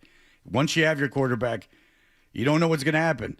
You get hurt, anything. Nothing wrong with winning today. Or you should wait around your whole life and never win. Yep. That's what, oh, they won the draft. Oh, they got so many picks. Oh, they won the trade. Well, no. They won the trade. They won the draft, but they're not winning any football games. It's time to start winning football games. That's what I would like to see. It does go the other way. For instance, Detroit, I don't know if they say Detroit won the draft the year they got Laporta and all. No, they said they lost the draft. Oh, did they? Right, yeah, because they took a running back and a middle linebacker in the first round. Gibbs was right around pick 10, right? They took Gibbs and Campbell in the first round, and they said that was stupid.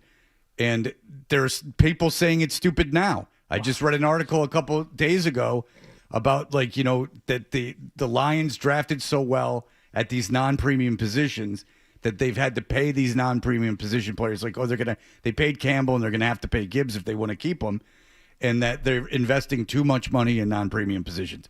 There's a way to spin anything. Again, one of the reasons why we have to have this conversation, though, is that for years, the Patriots were adamant about winning deals and winning the trade. And, Wes Welker to Denver was one thing, and Robert Kraft trying to convince, everybody that, they had actually offered him more money when, the numbers didn't necessarily back that up. I suppose if you configure the math and guaranteed and years and stuff, fine, I get it. But they were all about winning deals, but they were also winning. So, the fan base in New England became conditioned to, it's like, well, you got to do both. It's not enough to just win games. You got to win the deals too. And that's and as we talked about, Fred, that's what the owners really get off on. Oh, that's right. That's going to make you not like football, is that the idea that the owners, which I guess is true, are more playing with themselves over contracts and everything. You want to win the Super Bowl, sure, but you want to win it being a smart businessman. Is it good to win with Super Bowl if you pay a bunch of guys the most money at their position and maybe leave yourself in a precarious position for the next 2 years afterward? I can see where as a business person that might be unsettling, but you still won the Super Bowl. Isn't that good enough? Oh no, it's much better to win it and to have saved a little bit of money in the process. Yeah, like when you go to that owners meeting or like whatever the Skull and Bones meeting you go to where they light things in effigy. That's People right. don't. Ensconced in the breakers in the back room. That's right. Or that place in Alabama or Arkansas or where the hell they go. Break the paddles out and the robes. Exactly. They do. There is really a Skull and Bones thing where they burn something. They burn this massive thing. It's not for NFL owners, though. I'm sure that NFL owners have been there. It's for billionaires and heads of tech companies. Like, it's some weird thing. People have gotten into it, and it's not as interesting as it may seem. It's just kind of weird that they all get together and like, it's not satanic or anything, but it's just weird. Like Bonesman. Like I could see like wanting to have dinner with a group of I like guys that. or a group of people and sitting around and discussing business and getting ideas from other great minds. I don't know the idea of traveling somewhere in the middle of nowhere and lighting things on fire, like in a ceremony. The idea of ceremony is maybe where I lose the process. I don't know what about having great financial wealth. I think a lot of performances in drag too. At least that's what I've seen in movies. Oh. That's part of it too. Well, there's the great good humiliations. Really? Yeah. Yeah. All right. Yeah. So I just, it's so much bad football and so many bad franchises. There's nothing wrong with winning. There's nothing wrong with winning in the short term. Worry about 2 years from now, 2 years from now. That's the name of your book, Fred. There's nothing wrong with winning. That's right. Why should I apologize for being such a winner? Oh, Jesus. You know? We got it. That's my brand. That's my brand. Freddie T's, don't apologize for winning. We'll learn. First thing we learn is how to snap. All right. So we'll be back in just a moment. More Toucher and Hardy on the way on the Sports Hub.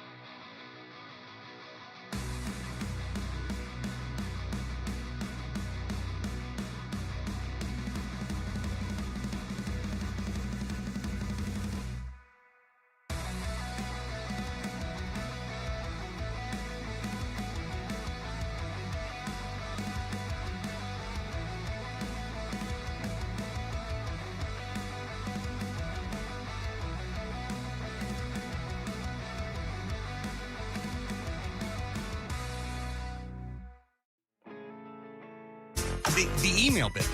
We should do the email bit. It's a great idea. Let's do the email bit.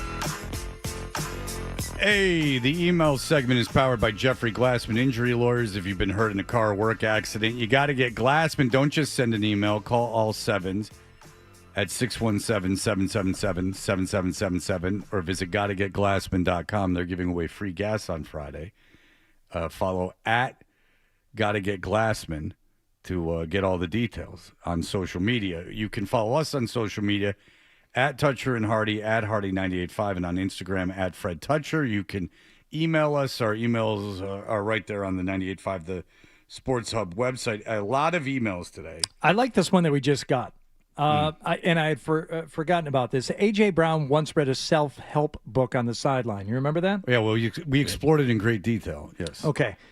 Cam said, am I the only one who thinks that the phrase makes no sense? How is it self-help if it's a book written by somebody else? Wouldn't that just be help? Well, we are in the golden age of theatrical reading by athletes. We are in the LeBron James era of nothing gave me quite as much joy as the time in LeBron's career where he was reading. And he was very proud of his reading. He was reading The Godfather for a couple seasons, and then he was asked about The Godfather, what his favorite part was, and he's like, how should I know? Like, there's so many great parts. And there was a huge chunk of my life I'd never seen The Godfather, but I could tell you about 5 things that happened in The Godfather before I saw The Godfather. The idea that you've been carrying around this book for 2 years, and they ask you something that happened in it, and you can't think of anything. I would have, in his position, described one of the very graphically described sex scenes in the book The Godfather. Yeah, it's very raunchy. Well, I mean, just The Godfather, the cannoli thing. He just says the part with the cannoli. There. Yeah. I did it. Yeah.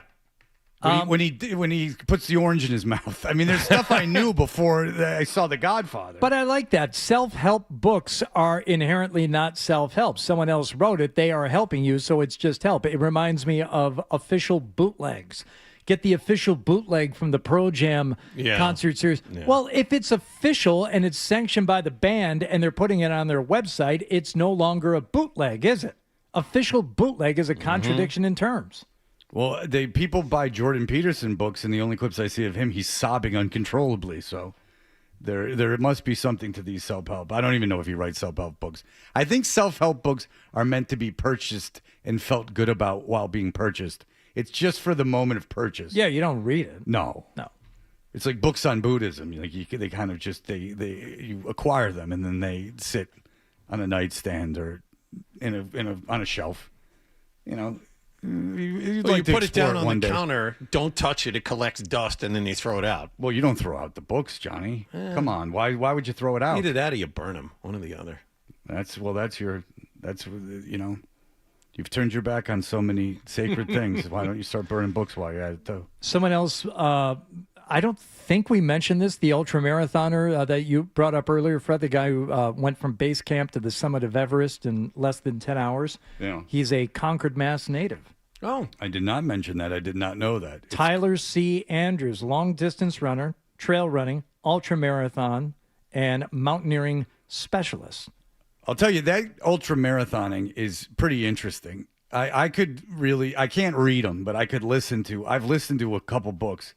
Rich Roll's book, this guy who ran across the country, I read his book or listened to it. Like, it's a real self-flagellation. Like, there is some inherent desire to like torture oneself that goes into those things. It's really fascinating. I don't know how it's much different than like doing heroin in a way. It's terrible for your body. It's like it's a little different. I don't know. What's the life expectancy of someone who's ran 100 miles? That's got to take a toll on the body. 100-mile run, like where they're passing out, and they do it. They don't do it like here. They do it like in Death Valley. Yeah, that crazy one. That there's a name for it, but they do this ultra marathon in Death Valley. Why? Because it's like the hottest place in the world. Or they do it where you go up into elevation. Like they just keep torturing themselves. Or in Tennessee, they have the one where they put pages of a book that you got to rip out to find your way around. I have a friend who did that. I remember that story. Yeah, it's a little insufferable, the stories of it. But you have a friend who does these ultra marathons. He's got to carry around bug spray with him, or not bear spray with him, like bear repellent in some of these things because you're running so deep into the woods. Thanks. It doesn't seem good for you. I don't think a doctor would go run 100 miles. Tyler Andrews attended Concord Academy, ran cross country, showed little promise as a national caliber runner with a personal best of only 18:30 for the 5K, and then went to Skidmore College for a year before transferring to co-signed Skidmore Tufts University. Yeah, Tuck University. Crying game. All right. A lot of votes, a lot of late votes for who should wear the fart monitor. Okay, go ahead. A lot of votes. It is the summer of farts. Summertime poos. As we accumulate data for University of Maryland's fart study, he's sending us 2 nickel-sized fart monitors. Nick will wear one. The other person is up in the air. What are you hearing, Jonathan? Through the grapevine. A couple... A lot of people want Zoe to do it, even though won't do it. I know, so even though Zoe won't do it. I mean, it's just stop. Again, this is a reality. Sometimes one must face reality. Zoe's not doing it. Move on. A lot of scattered votes. One from Mike Reese, who that would be interesting. A tiny fart. Yes. We have one here for Adam 12. Yeah. We have one here. There are a couple here that really want the boss to do it. And I think it has more to do with your imitation of him than actual what we would get out of it. And you want to have Rick on once a week to talk about his farts? Here's one from Richie from Revere. I would like to see Tim McCone wear it only because it will make him all sorts of uncomfortable. Yeah, but then is McCone the guy you want to have on to talk about the results with? And I've talked to McCone about a lot of other stuff, but he's going to be... McCone is almost like... too self-effacing already. It wouldn't be fun to hear him, take himself down a peg because he does it all the time anyway. Yeah, I don't mean it as an insult. Like I don't think it's insulting to say, would you want to talk to McCone about his farting every week? Like there's odder characters to put it on. Oh, you can put it on. There you go. He'd never wear it. I have one last one. Adolfo will wear it. Like yes. Adolfo, and I know Adolfo will do it. He's done this kind of stuff. Like he'll put the underwear on and leave it on. He'll do it. That I can tell you. Nick's dad is the real sword in the stone. That's the holy grail. Yeah, but he's not going to do it. I don't even want to ask him. So I have a feeling it's going to be Adolfo. And Nick doesn't want to ask him. Nick doesn't even want to talk to him. Oh, ask me for anything. A hug. A fond hello? Has he seen the baby? Oh, no. Oh, no. Really? It's been around for like 3 months now. How old is he now? Your second child? He's 3 months. Oh, man. I knew. 3 months. Yeah. 3 months I'll never get back. Jeez. Here's the thing. He doesn't call me. I mean, I know. Someone's got to be the bigger man. I know. But he hasn't called me. He hasn't reached out to me. Since the birth of your child? I've heard from him since the birth. I think we've had him on the air since you've had your kid. Yeah, I think so too. Or right before. But we've had him on this year. But he's been like MIA. I don't know what he's talking to my mother-in-law. Almost every week, which is very he's bizarre. Trying to hit that. Okay, nice. Oh my God. All right. What? He's a man still. Yeah, he's a human man with needs. Yes, he is. All right. Well, Nick, that's a little pie in the sky. I know. A little pie in the sky. Fred, go ahead. Yeah, hey, there's a book you need to listen to called Born to Run. This marathoner discovers a tribe in Mexico that runs ultra marathons just to get around in sandals, and they do fine. Born to Run. All right, I will. Yes, sir. Believe me, I will Check it listen to out. anything. I listen to the Status Quo guy's book. I'll listen. That proves I'll listen to literally anything.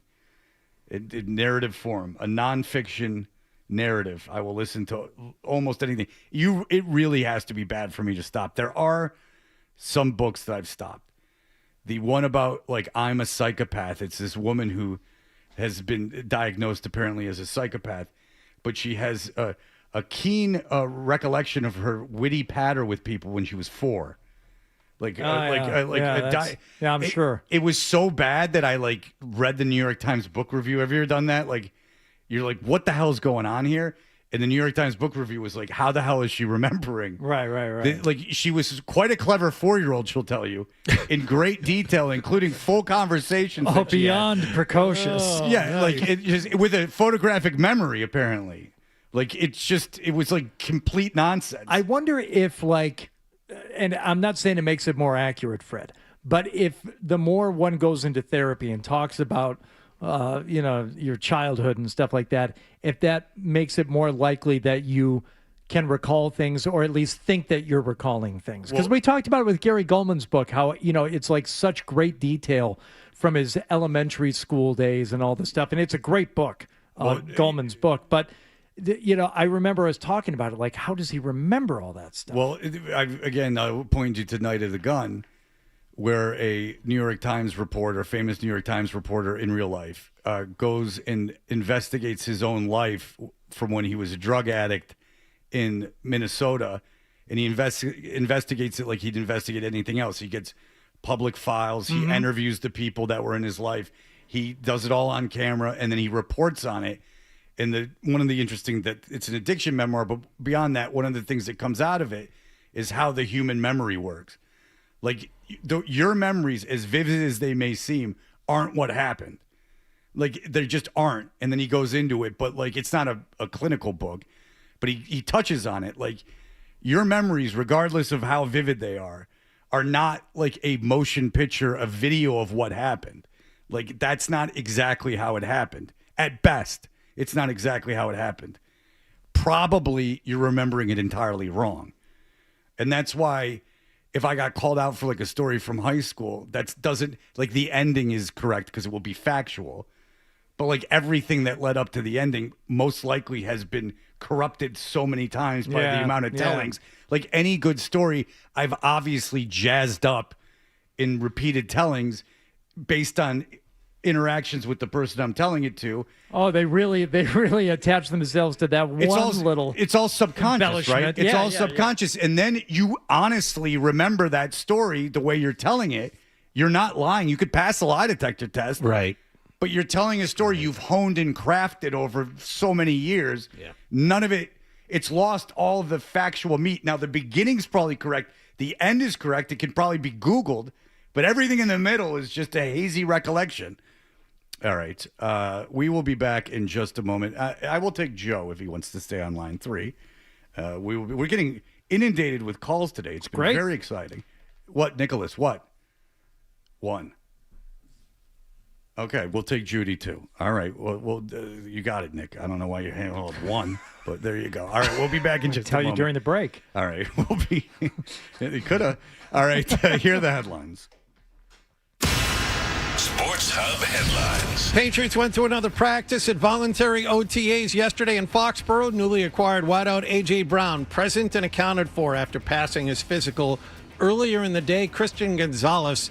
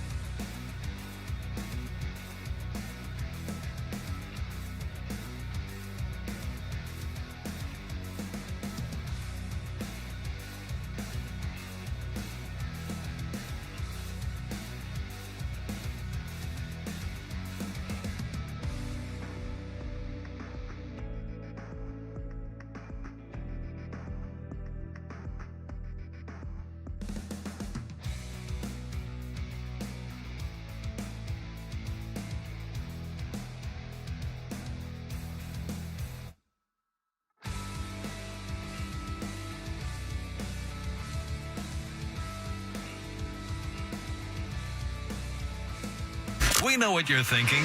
What could I possibly have missed from the show? It's time for The Stack on Toucher and Hardy.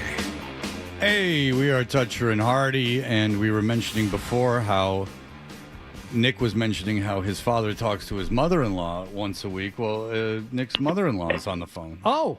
And her name is Judy. Hello, Judy. Hi, Fred. Hi, Hardy. Hi. It's nice to talk to you. What a thrill it must be to have Nick as a son-in-law. He's wonderful. He is a wonderful son-in-law, great father. Why won't he Fun talk? to talk to. Why won't he talk to his father, Judy? Oh, I don't want to talk about that at all. I wanted to talk about Judy. a book I read. Oh, go ahead, okay. Judy. Yeah. Okay. You were talking about ultra marathons, and I just finished a book called A Walk in the Park, and it's all about these crazy naturalists that walk the Grand Canyon, the not what you see from the top of the. Have you ever visited the Grand Canyon? I have not. Well, I have, Judy. You can speak with me. Go ahead. Okay. Leave Fred out of it. Well, they are down in the Grand Canyon. They walk thousands of miles. It goes on forever. The biggest thing about it is getting dehydrated. And when you get dehydrated, you get these bumps under your skin that look like you have live animals, like caterpillars or something, under your skin. And if you're not airlifted out of there in less than 24 hours, you have a seizure, and then you die from dehydration. So it's a funny book. Oh, God, no. Oh, no? Yeah, it's what Screwballs, the movie, was based off of. You know what? Wow. I'll tell you what, Judy. We a lot of man hours and power into life-flighting people out of these precarious situations. Between Mount Everest and in the Yes, Grand Canyon, yes. a lot of people needing other people to help them achieve staying alive. Life. Yeah, it's a lot. Yeah. Well, Judy, Yeah. I'll tell you this: is that Nick can't stop raving about you. He is a good family man, and we thank you so much for calling in. I will check that out. I will listen to anything. I will listen to what's it called again? A Walk, in the Park by Kevin Podarko. And he and his friend went in completely unprepared. They met up with this group, and they had these boxes of all their equipment, and the night before the thing, they just dumped them out. They didn't know what they were doing. They kept going back, and it was but they lived. I will tell you that. They lived to tell the tale. Your son-in-law, Nick, looks and dresses like somebody who would hike around a lot, but he in fact does not. Do you wish he would be a little more active? I love Nick. He's a great son-in-law. I have two great son-in-laws, and I'm Italian, so you can imagine. That's different than Nick. Yeah, Nick's Irish. Nick's all Irish. He did it. Did you know he did a genetic test, Judy, and he was almost entirely Yes. Irish? I gave it to him for Christmas. Oh, Judy, thank you for the content. Yeah, We you're appreciate responsible. it. You're responsible for many minutes of programming on this show. There you go. Thank There you go. I wanted to be on the radio. See that? All right, well, Judy, you are. Well, thank you so much. Thank you, Judy. I listen every day. You guys are great. Thank you, Judy. There you go, the great Judy. Our female listener. Thank you, Nick, for bringing us a female listener. Joe, go ahead. Hey, guys. Fred, you were cracking me up with the LeBron story about The Godfather. You were partially right. It was they asked him about the movie, and it's one of the most iconic, if not the most iconic movie of all time. Right. And yeah, he was like, I can't. There's so many lines, there's so many moments, and then there's like 2 or 3, maybe even 4 other examples of LeBron lying for no reason at all. And me and my buddies joke about it all the time. One of them is he's on a panel with, I think he's a soccer star, an international soccer star, and they're just interviewing these guys, and he's there. And the soccer star is like, I had a coach, and he basically says something to the extent of, whatever doesn't kill you makes you stronger. And they cut to LeBron, like an episode of The Office, and he just goes, that's one of my favorite sayings. That's one of my favorite sayings. Yeah. And then another one is he's talking about years later after Kobe dropped 81 points, and he's like, I knew that night. I told my friends, I knew Kobe's going to drop 81. And he says the exact number. There's like 4 or 5, maybe 6 of these all over the internet. while he's reading the Malcolm X book, and he's just like, oh yeah, he's just a brave man, a strong man. What's your favorite quote? I just started. He's always 2 pages in. Well, that's what we had great fun with him in the books. He was always 2 pages in. And I think LeBron James is an example of someone from a very young age who's had no one to check him. Like, no one's been able to, like the nonsense with the chess that we used to have fun with. Like, he's like, I'm a great chess player. In my mind. Yeah, but not... Right. I don't play chess. It's in my mind. Yeah. Play a lot of chess. Not in real life. My father would have just stood up and walked away. He wouldn't even yelled at me. My father would have just stood up and walked away and just been like, why are you my son? Which happened on more than one occasion. He would have had no patience for that. None. Oh, you're so good at chess. I think I played chess with him as an adult so he could show me how much smarter he was than me. All right. Scott Zola. How long's Nick been here? I don't know, a long time. Like 3 years? 10 years. You didn't know 10 years. You didn't know he was married? 10. I knew he was married and had kids, but he can't run the board at all? No. What have you learned in 10 years? He's learned video editing. He's tape recorded people on the street. What have you learned? Me? How have you grown your craft? Number 1, man. What do we do? It's being me. Oh, jeez. He's perfected the Zoe. Hey, it's gotten him this Play a far. lot of chess. Yeah. All right, well, look, we're running late. We wouldn't want the TV to get upset. Not Big in real TV life. stars. Oh, you're doing it again. He does dress like he likes. You All should right. listen to me more. Rick doesn't care. All right, that'll do it for us, everyone. Have a great day. Bye. You die. Talk to you tomorrow. Toucher and Hardy on the Sports Hub.